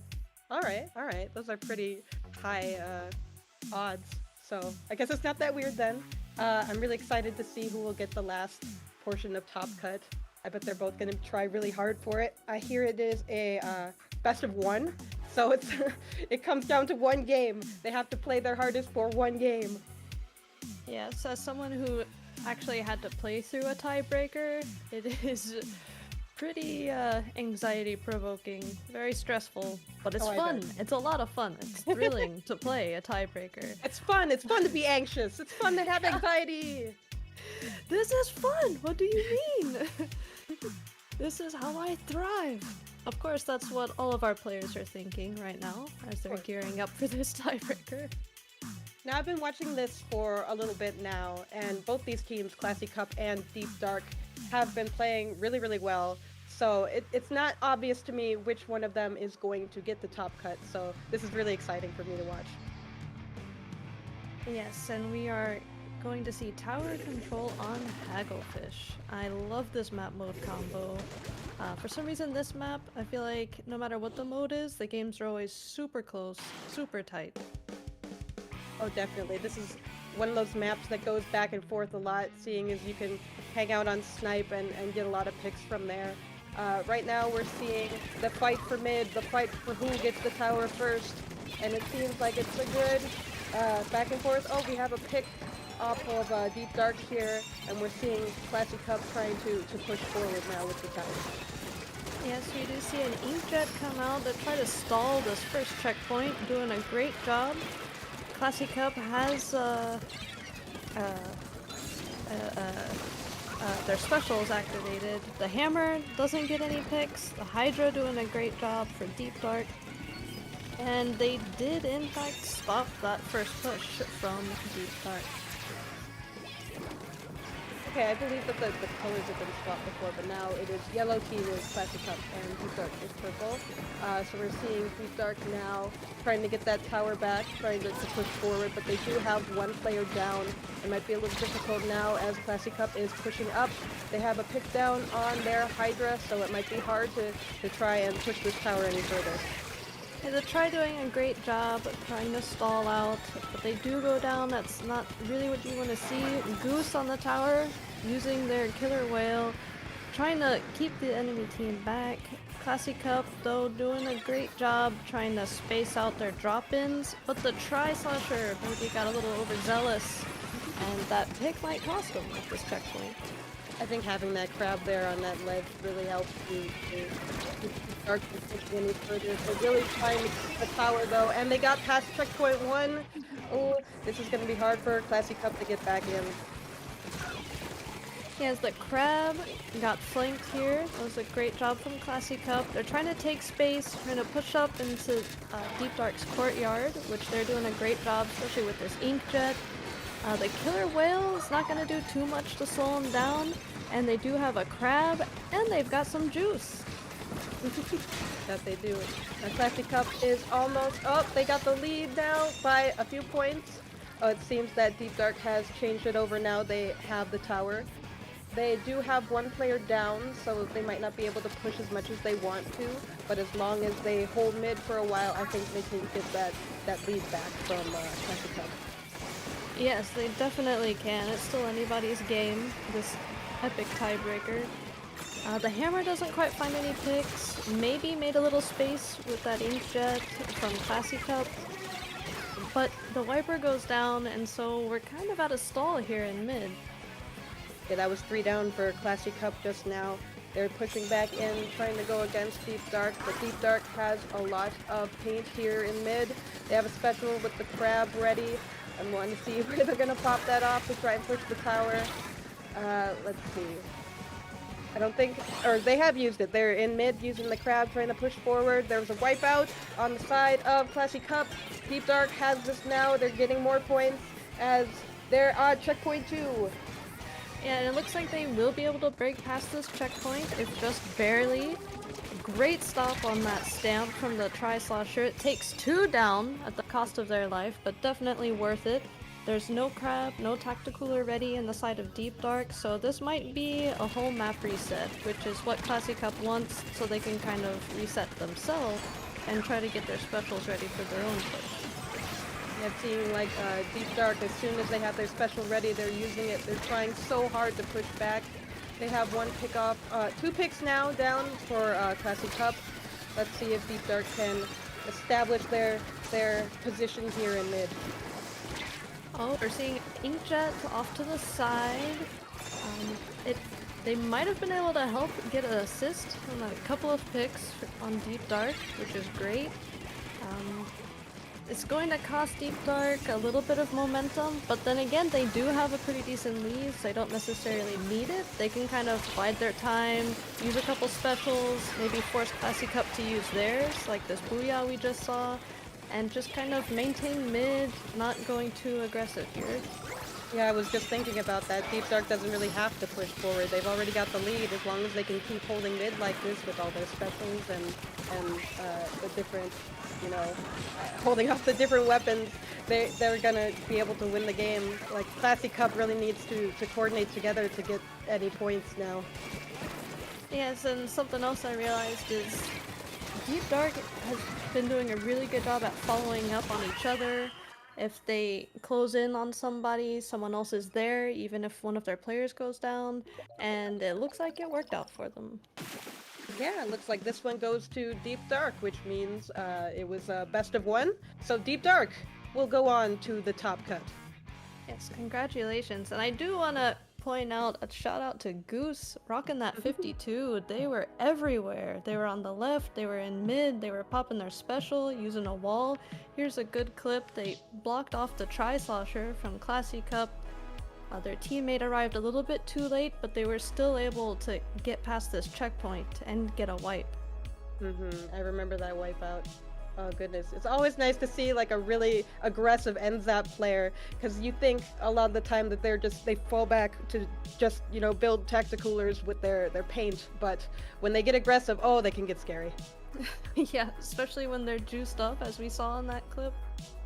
They can run Definitely. people down very quickly. Oh goodness. So the next for us will be the first game of Top Cut, but it might be a while before it starts, so I guess we'll take a short little break here, and we'll be right back with the top cut.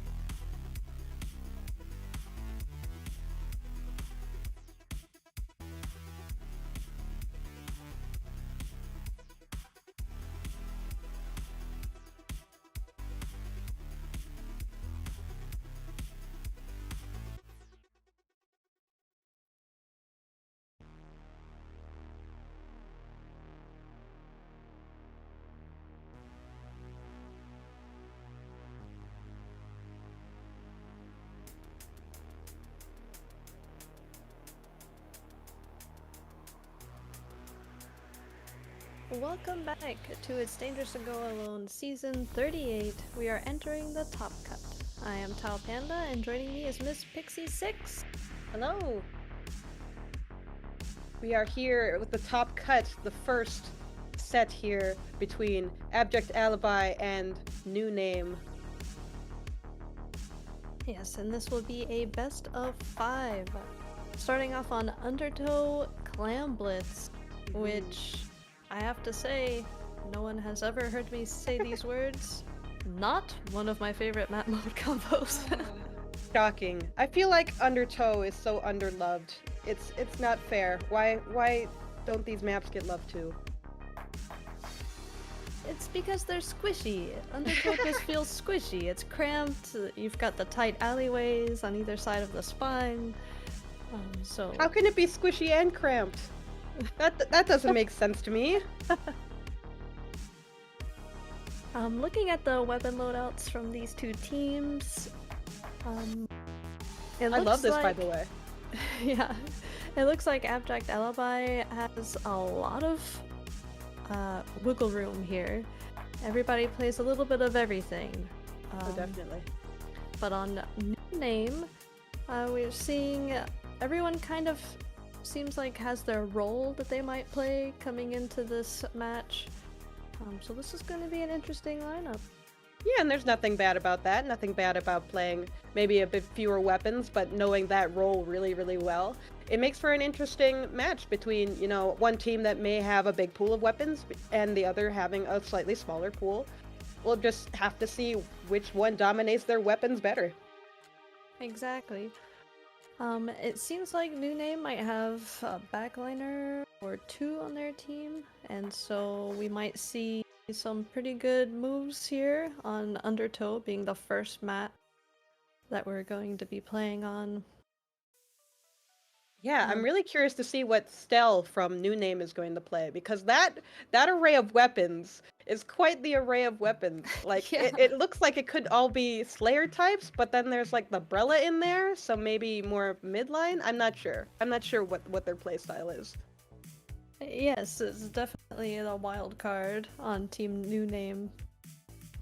But I'm excited to get this kicked off. The first top cut after a little bit of a break here at Off the Dial. I love being a part of this.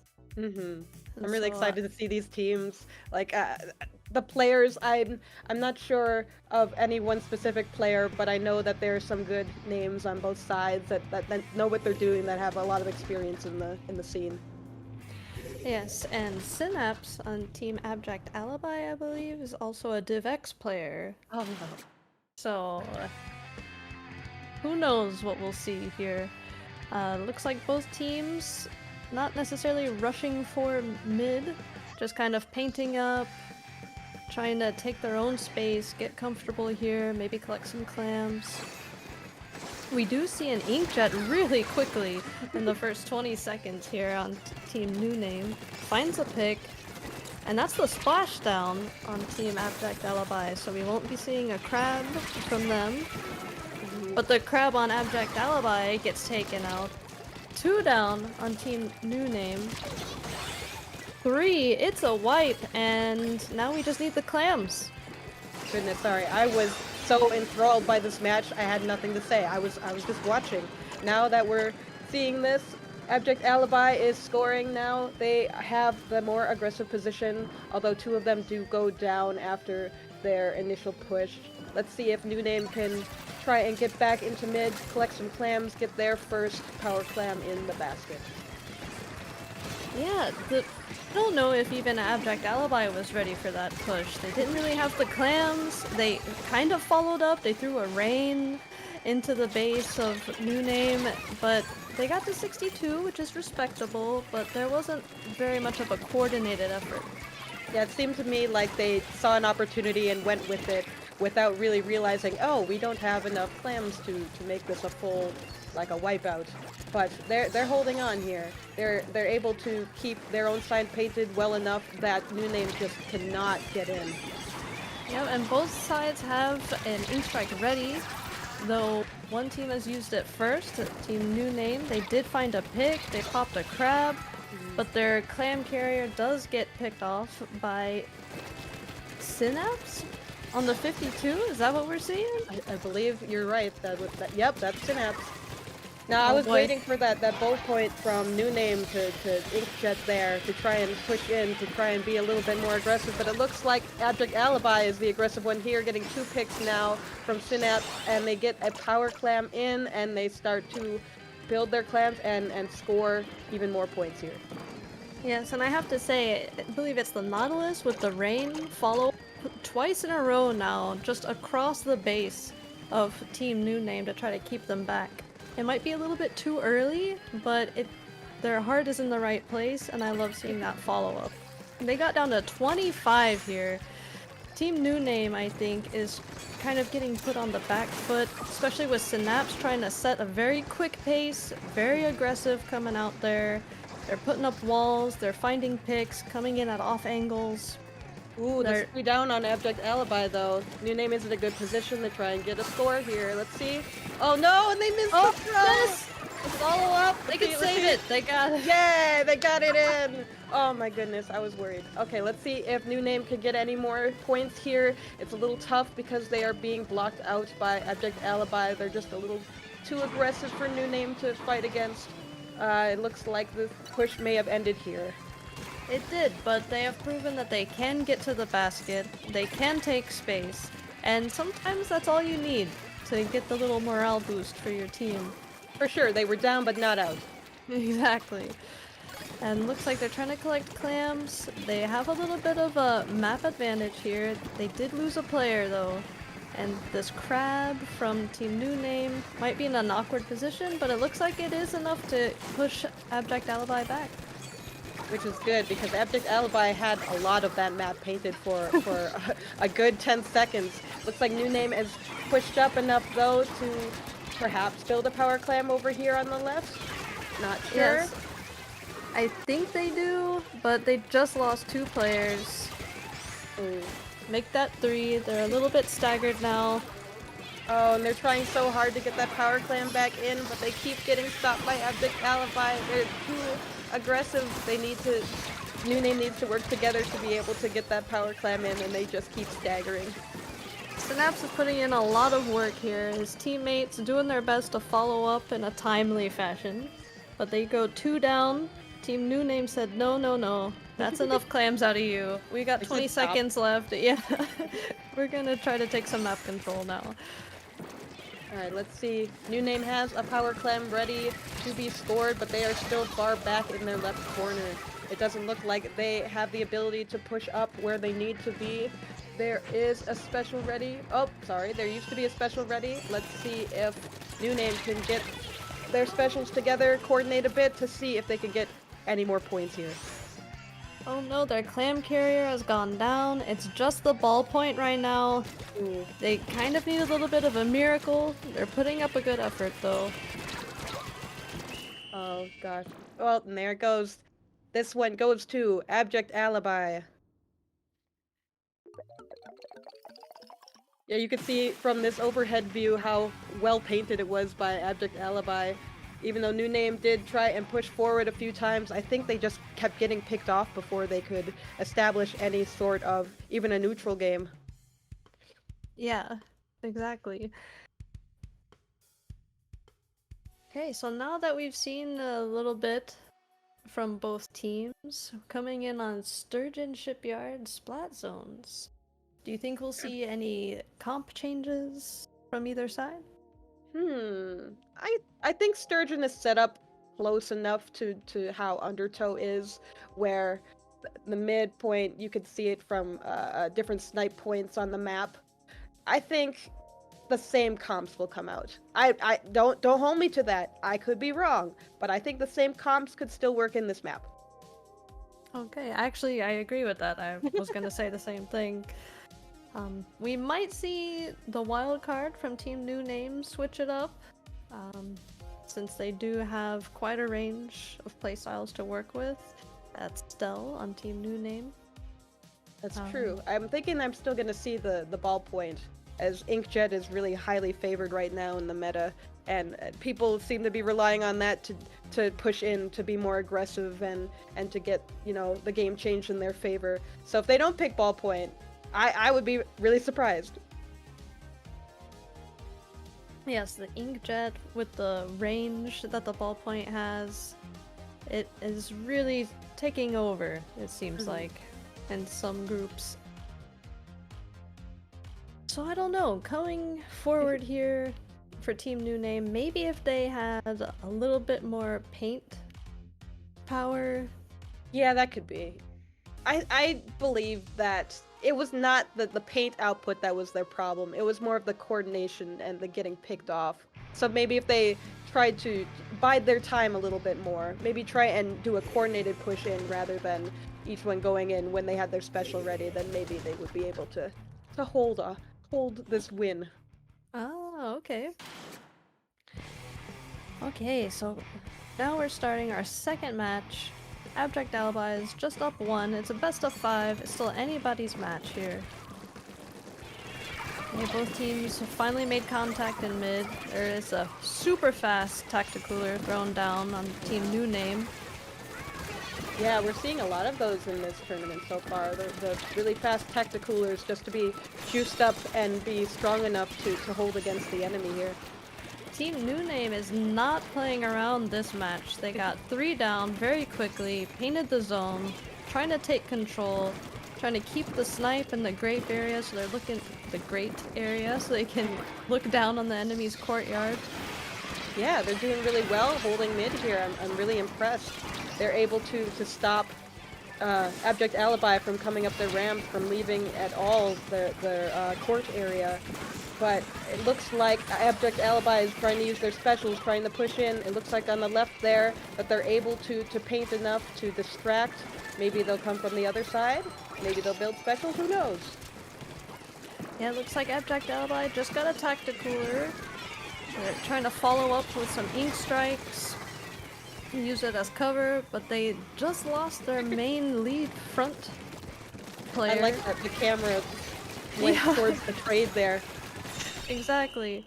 And that is a quick, decisive win for Team New Name. They said, we are still in this. Heck Don't yeah, they get are. comfortable.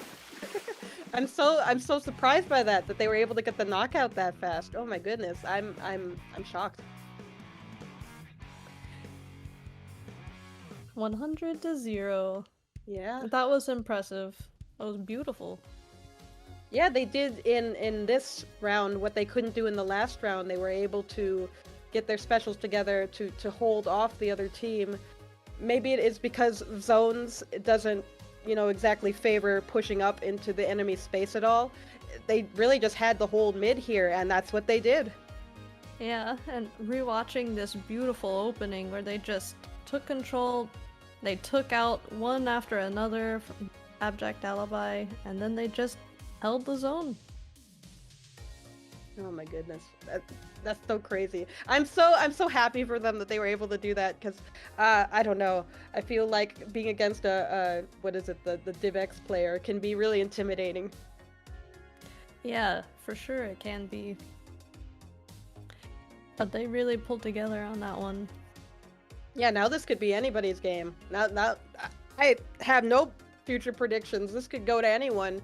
Especially Wahoo World Tower Control. Oh my goodness. This is another one of those where I feel like everyone rushes to mid right away, you know, and then, you know, it's tower control, so you try and take the tower right away, but there's so many places where you can hide in the back and just snipe people off or be able to get picks, and it's scary.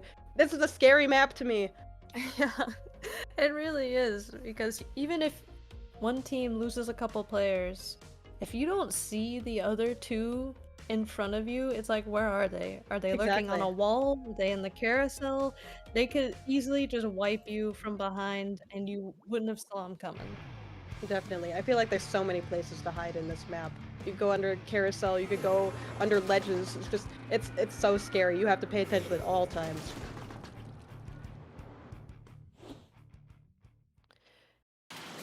Oh, I'm not seeing the ballpoint back on Team New Name here. It looks like they're going for more of an aggressive position here with with mostly shooters, and then the end zap for support. And then on Oops, the other all side shooters. yeah, exactly. Abject Alibi though doesn't look like they've switched it up at all. Looks like they're staying true to what they know. Yes. We're not seeing the 52 though. That is a switch up. And Ooh. is this Abject Alibi we're seeing? No, this is new name. Starting off strong again. I can't tell. Yeah, you're right. You're right. It is new name that it has the tower right now. They just got past checkpoint 1. Looks like they're pushing up, far up into the enemy's area there. Oh, Wow, I'm Soko amazed. dodging this Kraken! Ow, Oh my gosh! At the last second gets taken out by it. That was amazing.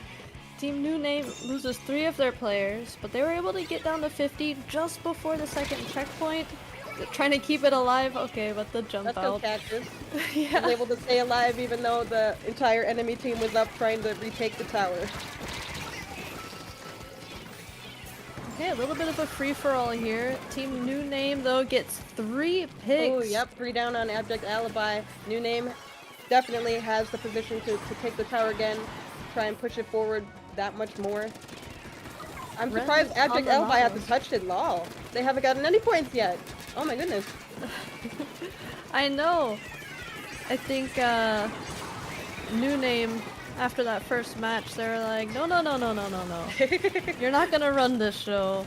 Yeah, You they were like, haven't "We can be seen what aggressive we too." can do. Exactly. This area seems to be pretty well painted by Abject Alibi now. They're not going to get... Oh, I spoke too soon. They definitely got picked off. It might be well painted, but again, as we were talking about, there's a lot of places to hide on this map, and New Name seems to be taking advantage of that as they're able to push forward, get even more points, pushing it to 45. Let's see if they can get the next checkpoint. They got the checkpoint too. Yep, they're at checkpoint 2 now, doing a great job at keeping Abject Alibi kind of locked in their base. Even though they are trying to come from the side, from the plat, from the ramp, they use their tri-strikes.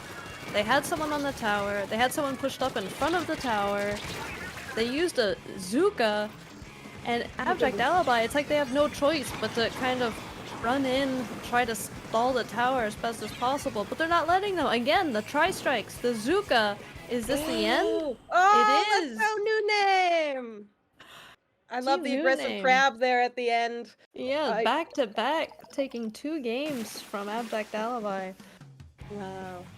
I'm impressed. And on this minimap, as you can see here, New Name really just pushed forward and held forward that whole time.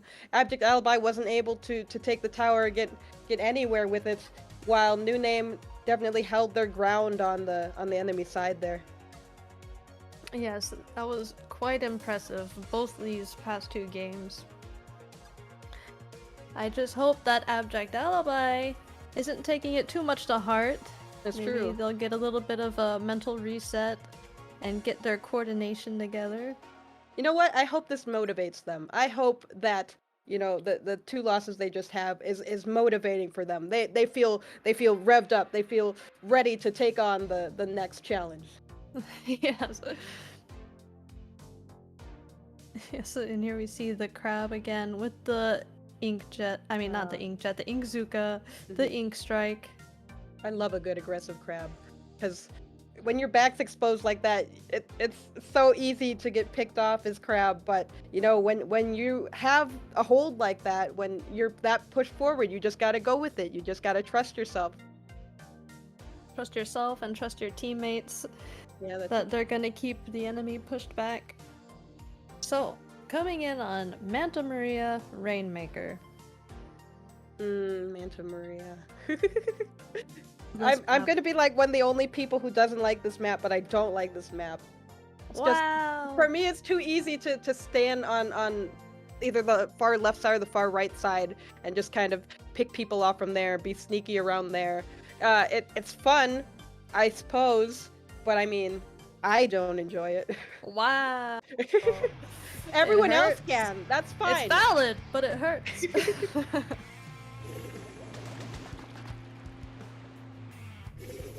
It looks like Okay. similar comps. Ooh, a similar comp from New Name too. They do not trust the ballpoint anymore, it seems. Yes. Okay, oops, all shooters all around, both teams. And it looks like Synapse has gone from the Geld to the Splash. So maybe taking a little bit of a maneuverability stance on this one. It seems like they really like the aggressive crab of New Name, that they're like, you know what, I'm gonna do that. I'm gonna do it this time. It is compelling. Oh wow, and they're doing it again. Or I'm sorry, that is Team Abject Alibi that has the aggressive crab this time. They did take a page out of New Name's book. They're using that crab to push forward, to hold forward, and oh my goodness. Yes, the New Name tried to do for a third time the fast advantage, get a couple picks, push up quickly. They weren't quite able to make anything from it with this one. A nice rain coming across that gap from Abject Alibi. It might have Ren been a little doing too the best they aggressive. can. I'm thinking New Name tried to be a little too aggressive there, that they saw the opportunity, tried to take it, but they weren't all in position. It looks like Abject Alibi is doing a little bit better coordinating, staying all together as a team, where New Name is just trying to get picks anywhere they can find them. Yeah, and now with the Tacticooler coming out from Abject Alibi, they've taken control of New Name's bunker. I think they're in a pretty good position here to take this checkpoint. Yeah, it looks like they did. They got that checkpoint. They're able to get more points than New Name. Let's see if they can push it forward now, even though... Oh, almost all of New Name is up. They got one pick, two down instead of Abject Alibi. Oh, and they get stopped on the right. The quick little push for points there. Commendable effort from Abject Alibi. You never know when those few points after the first checkpoint will kind of lock in the lead for you, so I respect it. Well, I don't think New Name had gotten the checkpoint yet. I believe they were about to score and then they got picked off. So, Yes. just because of the checkpoint alone, Abject Alibi had a lead. But you know what? You're right. Like, it's always better to get more points if you can than, just hope that the enemy doesn't get that checkpoint. The cheeky points, of course. The points for the cheek factor. And here we see New Name trying to take the checkpoint, which they do. Ooh. And Oh they my get a goodness. wipe on No Abject way. Alibi. How far will they get? Oh wow, let's see if they score it here. Oh, and they do! Oh my gosh! Oh, let's go! Team New Name, they were not having it. He said cheeky points, how about game-ending points? Heck yeah. Ah, that's awesome. We love to see the underdogs get their day. Well, now I'm wondering if they were even underdogs at all. That's true. Maybe they had Maybe the secret. Undertow Clams just wasn't their phase. map mode. I feel that. I That feel could it. be. What's nice now, they have something to practice, now that they know where their weakness is. Yes, exactly. And here we see the cheeky run. Yep, the cheeky points, the cheese points. And this beautiful control from Team the New wipeout. Name. And after the wipeout, that push, that immediate last checkpoint to end the game, that was impressive to me. Because there's always the fear that after you get that first checkpoint, that the enemy team is going to group up, they're going to get together, they're going to build their specials to be able to stop any further pushing you could do. But that wipeout down on the side of Abject Alibi, it stopped them from being able to re-coordinate and to stop them from stop New Name from winning the game. Exactly. Beautiful coordination. I feel like New Name increasingly pulled together as this match went forward, and so they will be advancing in this bracket. Yeah, I suppose it is like that. Like, it seems that New Name has sort of adjusted to Abject Alibi's style, how they were going about their pushes, how they were, staying together as a team, but still being able to get picks. It almost feels like the teams are mirroring each other with how they're trying to strategize, and it's making for some really interesting gameplay. Yeah, it's very interesting and exciting to watch.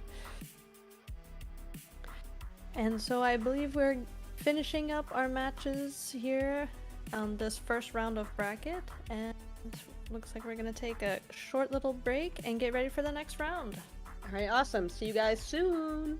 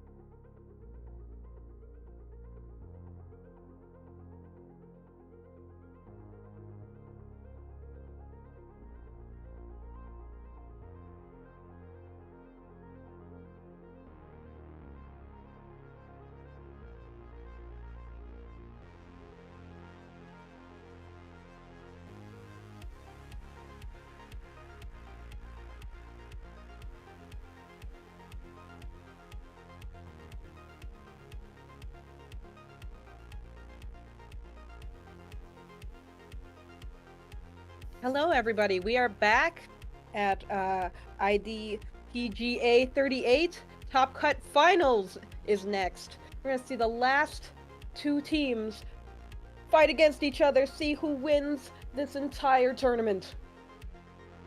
Yes. I neglected to mention before our quick break that the finals were the next match coming up, so my apologies, everybody. Oops. I am super hyped. If you can't tell, we're going to see Imperfect Impudence versus New Name, which we just saw come back 3-1 after losing the first game. And I did watch a couple of Imperfect Impudence's games earlier. And I've seen Space Seals, I've seen Ego around, and so their gameplay is always super coordinated with their teammates. It seems like no matter who they play with. So these teams coming into the finals is super awesome. Yeah, I don't think I recognize anyone on the side of Imperfect Impudence, but oh, I'm still excited. Look at the weapons that they have ready. I would love to see a ranged blaster come out here. But I feel like blasters are always a little risky. You never know if the team is ready to follow them up. But if I could see a blaster, that'd be really cool. Come on, guys. Where is it? Do it for me. Give 6 her blaster! Aw, that's okay. I think I see a Brella on that side. Yes, we do. We see a Brella on the side of, I believe, Imperfect Impudence. I'm gonna be excited for that. It's not a blaster, but it'll have to do. Yes, I really want to see the Tent Wiper combo here. Tent already taken some attention, gets a pick on the right side of the zone from their perspective. But Imperfect Impudence, they lose a couple members. But the zone's not taken just yet, and of course, as soon as I say that... It's the curse. Yes. But it looks like New Name was only able to hold it for a few seconds before Imperfect Impudence got back up. Oh, I spoke too soon. Curse is on the other mic now. Yep. Well, New Name is able to get the points here. They're able to try and push up. Imperfect Impudence, because all 4 are up, they're able to build some specials, try and get some of their area back. And they get 2 picks off of New Name. Maybe they're able to push in a little bit more, but it looks like New Name is just in their base here and do not want to leave. Yeah, they have definitely dug in here. They are entrenched. We're seeing a Zuka come out. It finds a pick. I'm so shocked. That was amazing. That was a good pick. That was clutch. It looks like New Name is still doing a really good job, just kind of being annoying in the Imperfect Impudence's space. Oh, but with this Brella here, we might see some changeover in who has control of zone. They're doing a good job stalling here, but New Name has broken past 20. If they can just keep up a little bit of paint, let their teammates come in, New Name might be able to get at least a penalty. Ooh, it was so close to being painted yellow for Imperfect Impudence, but New Name was able to rush back to zone to be able to paint at least one of the sides purple, and now it looks like they have both of them. They're able to get a wipeout. Wipeout. Yeah. Oh, that is not what you want to see when you're in single digits on the zone.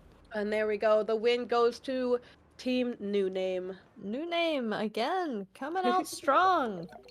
They're so aggressive. They're able to get up in the enemy's space, close to their spawn even, and just be annoying to paint to keep them way pushed back. Yes, and they even popped another aggressive crab in Impudence's base earlier when they made their first push forward. I missed that crab completely. That's my favorite part. I know, I was surprised. You didn't say anything when it happened. I was like, oh, okay. I was just focusing on the paint. I was hoping that Imperfect Impudence would be able to paint enough to flip it in their favor, because it was so close so many times, but they just weren't able to hold. It was. So coming in on the next match, I'm not really sure what we'll see from Imperfect Impudence. Yeah, I'm wondering if they're gonna back away from the Brella now that they have this one loss. I hope not. Well, unless that means the blaster comes out, maybe? Question mark. In that case, yes. In that case, then it's fine. So I don't know what happened with the last match in the semifinals, but New Name has definitely kicked into a new gear here. They found their footing. They've recognized that their aggressive gameplay can work for them as long as they coordinate together. because I believe in the first game of the last set, they were getting picked off too quickly, but now they seem to work together to know when they should push forward and when to hold off. We do see the S Blaster from Olmi. Hey, let's go! Impudence. Impudence. Now, I don't remember seeing that listed on their pool of weapons, but you know what? That's fine. We take this. Yes. Okay, so both teams now making it to mid. I like this overhead view because we could see that New Name was kind of spreading out a little bit on both sides of the spine. It was really interesting. I think that might be a little bit different from how they approached this map when they played in the semifinals.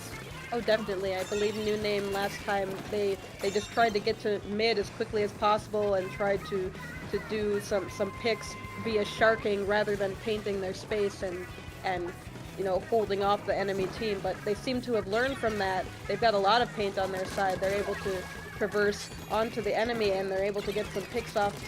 Oh no, but there's two down from the side, from both sides actually.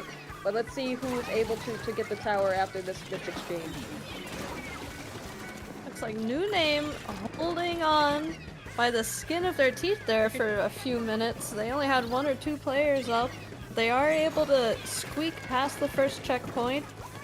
They have 3 specials ready, using the ink strikes, using the crab. They've got a tacticooler on the tower. It's a little less of an aggressive crab than I would like, but Yeah. You know what? That's fine. They're trying to stay safe. They know that Imperfect Impudence has spread out a bit. They know that they can get picked off easily, so you know what? I understand. I understand the defensive crab. Yes. But Imperfect Impudence, they did a pretty good job there. They popped a tacticooler in their court, and they were able to have someone, I think Space Heels, jump on the tower to start pushing it back. So even though New Name, they were able to get past the first checkpoint, they're not really letting them have the second checkpoint very easily. Oh, definitely. It looks like Imperfect Impudence is... Oh, well, the New Name was able to get this checkpoint. However, Imperfect Impudence is trying to spread out, is trying to stop New Name from getting any further forward. There seems to be some trading off on the tower, but Imperfect Impudence is able to change it to their color, yeah. From Olmi there, got 2 it looked like. That would be the S-Class, yeah? Let's Yes. go! Let's go! Blaster power! See, it's because no one expects the blasters. No one... They might know what the blaster is capable of, but they never expect it. This is a meta that favors shooters, so they're gonna expect shooters. That's why the blaster is the perfect, like, little pocket switch to pull it out. Are you a blaster main? I'm not, actually! I just respect blasters a lot. Oh, okay. Because I can't play them. Hey, I mean, neither can I, so... But when you see a really good blaster, like we see here on the Imperfect Impudence, when you see a good S-Blast with the well-timed reef sliders, it's beautiful to watch. It's so fun to watch, because you know they've just mastered that weapon so well. Yes, exactly. And here we see the S-Blaster trying to help take the spine, get some space in mid. Looks like Impudence does find a pick on New Name. They found 2 now. New Name might be getting a little bit staggered, but Soko trying to clean up, get Impudence out of their court. There's a lot of ink on the ground though. I'm seeing a lot of yellow on New Name's side of the map. I was getting excited for Imperfect Impudence. It looks like they're able to get a little bit more of a hold on the New Name side. Although, as I say that, 2 of them go down, and it looks like New Name is able to push them back, to hold them from, to hold Imperfect Impudence from getting any more points here. Yeah, it has kind of become a little bit of a free-for-all here for the last at least 30 seconds in mid, as both teams had players jumping in, just trying to have somebody out there on the battlefield, pushing the enemy back, or at least threatening the enemy team. Oh, definitely. I think Imperfect Impudence sees here that they've got to make this last push. They've got to make it count. They've got to hold space. They've got to be aggressive, even if their positioning and where New Name is at doesn't favor those decisions quite well. Another cheeky slide in from Olmi on the S-Blaster.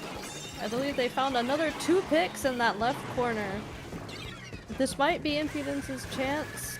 Ooh, they were so close. Oh, they've got the tower again. Let's see if they can get more points. Oh, but they get wiped out by New Name, stopping them from their push. And there's only 10 seconds left. Will Imperfect Impudence be able to get somebody on the tower? Anybody on the tower? Please make the clock Just stop. get this overtime. And the S-Blaster only is on the tower. They've got 2 on the tower. Oh, it looks... Oh, no. Oh, At the they last were second. just able to jump on.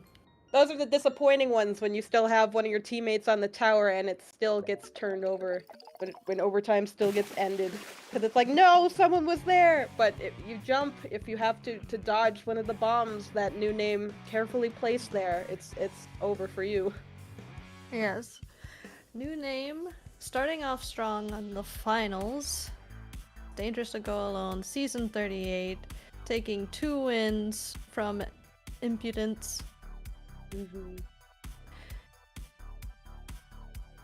Gosh. But I don't know, Impudence, they're a little wily, maybe a little bit more maneuverable than New Name, so I feel like we might see a little bit of a harder, I don't know how to describe it, but I feel like Impudence is like right on the cusp of really giving New Name a hard time here. Definitely, they haven't given up yet. This match like proves it. They were able to hold better than they were in the previous one. They were able to push the tower to gain some points, and it might not have gone all the way in their favor, but they're learning, they're adjusting, they're understanding, and I think whatever next next match, whatever they have, we're gonna see a lot more aggression from them now that they know that they can do this. They can score points. Yeah, because New Name's push, it was pretty hefty. They got to, I believe, 60-something, 62. But Impudence, they got to 40-something. That's only 20 points. That's just past a checkpoint in a little bit, you know? And Flounder Heights Rainmaker is like a recipe to have a brutal, close match. Oh, goodness. Flounder Heights is so good for sharking, for hiding. Just... painting the side walls and just hiding on them. Just sneak attacks everywhere. This is a great map for that. So this might favor New Name if they keep with their oops, all shooter comp. But I don't... Imperfect Impudence might also know that and be able to punish it. Who's to say? Okay, so do you want them to keep the S-Blast? I think the S-Blast is good on this map because there are so many ledges that you could stand under and be able to shoot up. So I think S-Blast is still a good pick. It might be a little harder to find good areas to do a reef slider, but I think they could make it work. Okay. Alright, let's see what our lineup is. No S-Blast, only is gone with the roller. A great choice. And I was about to call him a coward, but I'm not going to do that. We would never do that. No, people make their own choices in this world, and if someone chooses not to use a blaster, well, that's on them. Okay, looks like Impudence. They're a little bit spread out. They got a quick missile. Ooh, they were able to get 2 picks right away, I believe, off of New Name. Yeah, New Name actually got wiped out here in the first 30 seconds. Impudence, I think, did that by calculation. I think they spread them out and tried to go for picks because they knew New Name would be trying to start off strong as they have been the past 2 matches. But maybe it was a coincidence, but I think they did that on purpose. No, I think you're right. I think they knew the play style of New Name and they were able to counter it very well to get that wipeout, to get that first checkpoint. Let's see if New Name can kind of counter that now. How can they counter when Imperfect Impudence knows what they're gonna do? Well, we're about to find out. That's right. New Name now. A couple of their players have the buff from their Tacticooler, but Impudence doing a great job, especially having the Tri-Slasher, trying to keep the Rainmaker stalled on the back foot. They've got some rain ready as well. Will they get a chance to use it? They will not. Ahsoka coming in, sees the threat, trying to go in and take out... Ooh. Is Soko getting a quad here? Almost. Almost. They got stopped by that wiper there. As the missiles go out, it looks like Imperfect Impudence is ready to retake the Rainmaker to stop any further pushing on the side of New Name. And here we might see a perfectly timed wiper flank. You love to see it. The Rainmaker's in a little bit of a dangerous position here. But I don't think anyone from New Name to get to it. No, and it does reset. It was a good hold off from Imperfect Impudence. I'm not sure if they're in a position to push it themselves, but they are sure holding New Name off from grabbing it. They're able to paint mid pretty well, their color, so New Name is not able to get around to do any sharking that they're so very well known for. Yes.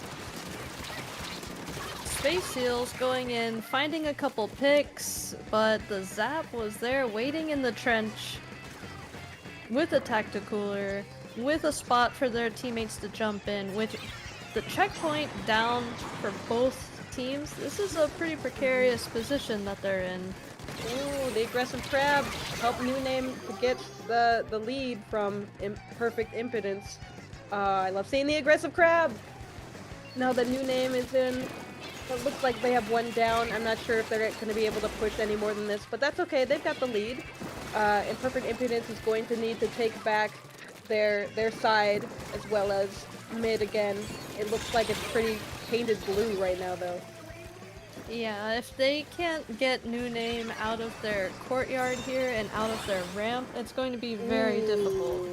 And they get wiped! That is not what you want to see at this stage. Can they stop the Rainmaker? They do! They are hanging on by the whites of their knuckles here. Oh no. Another stop on the Rainmaker! I won! Omni with the roller stop and a wipeout! Let's go! Wow. Impudence is still in this. Yeah, they said it's not over yet as they're pushing this Rainmaker forward because New Name was down that no one is able to get far enough to be able to pick the Rainmaker off yet. I'm guessing Imperfect Impudence is going to hold here for a little while, get a little more paint down before they start pushing. They would like to, but it looks like New Name's being a little crafty, a little wily, popping up from the trench, from the side walls. But that's sneaky. okay. Doing a little sneaking around here. Yeah. Impudence was able to at least get the Rainmaker out of their side of the map, which is fine. They can have a reset now. There's 30 seconds left. Yeah, Imperfect Impudence is going to need to get a lot of paint down. It looks like New Name has control of mid here, but Imperfect Impudence only has about 20 more seconds before this game goes to New Name. Olmi finding a pick. New Name is down 2 players. Impudence has the Rainmaker. If they just watch out for these side walls, watch out for the top wall. Watch out for every wall. Watch out for the bombs. Flounder. This is Flounder Heights. You gotta watch every wall here. That's true. Impudence, they lose their roller, but they do find a pick of their own. They're trying to play it so safe here. They don't want this Rainmaker picked off because that's the end of overtime. But if they're not able to push forward at all, the timer's gonna go down and they're not going to get this game either. Yes, but they're doing a great job, nice and steady, trying to find their way towards the enemy's base. They're getting staggered picks off of New Name, but no! the Bazooka! the one shot to end it all from New Name. And they were doing so well. Oh my goodness. Imperfect Impudence was trying their hardest to take that overtime win. They were biding their time. They were waiting for the other players to get their picks, but oh, when that Zuka goes off, there's nothing you can do about it. Yeah, just when Impudence, it's like they finally came together to start doing those little steps in a coordinated effort that we've been wanting to see this whole time. But they were stopped. They didn't have quite enough time, I think, because of the urgency of the overtime. Yeah, that doesn't help when you know that this is your actual last chance to push forward. It always makes you that much more nervous to be able to hold against the team that you've been losing against thus far. Wow. We're back finally after such a long break with It's Dangerous to Go Alone Season 38, and we have our first new champions, new name. Woo! Thank you, Six. A round of applause to everybody. Applause for new name. New name, and for Impudence, for all of our members here. This was a blast. And before we sign off here, where can the good people find you, Six?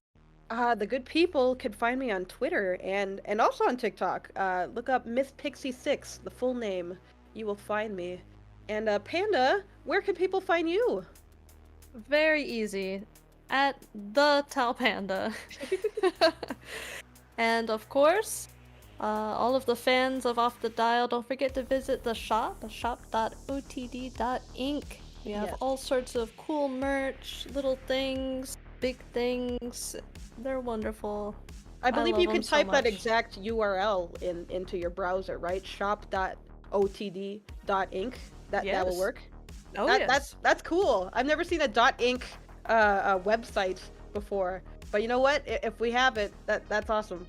Yeah, they have awesome gear there. I actually got a Fable Finalists hat from when we played, and it is superb quality. I love it so much.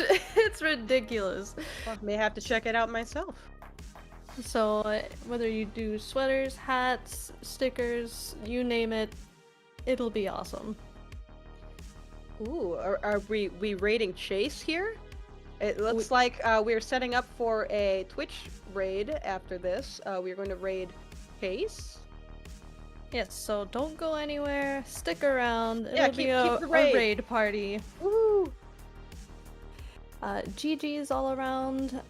This is Tau Panda and Six signing off. Yeah, goodbye everybody. Let's go raid.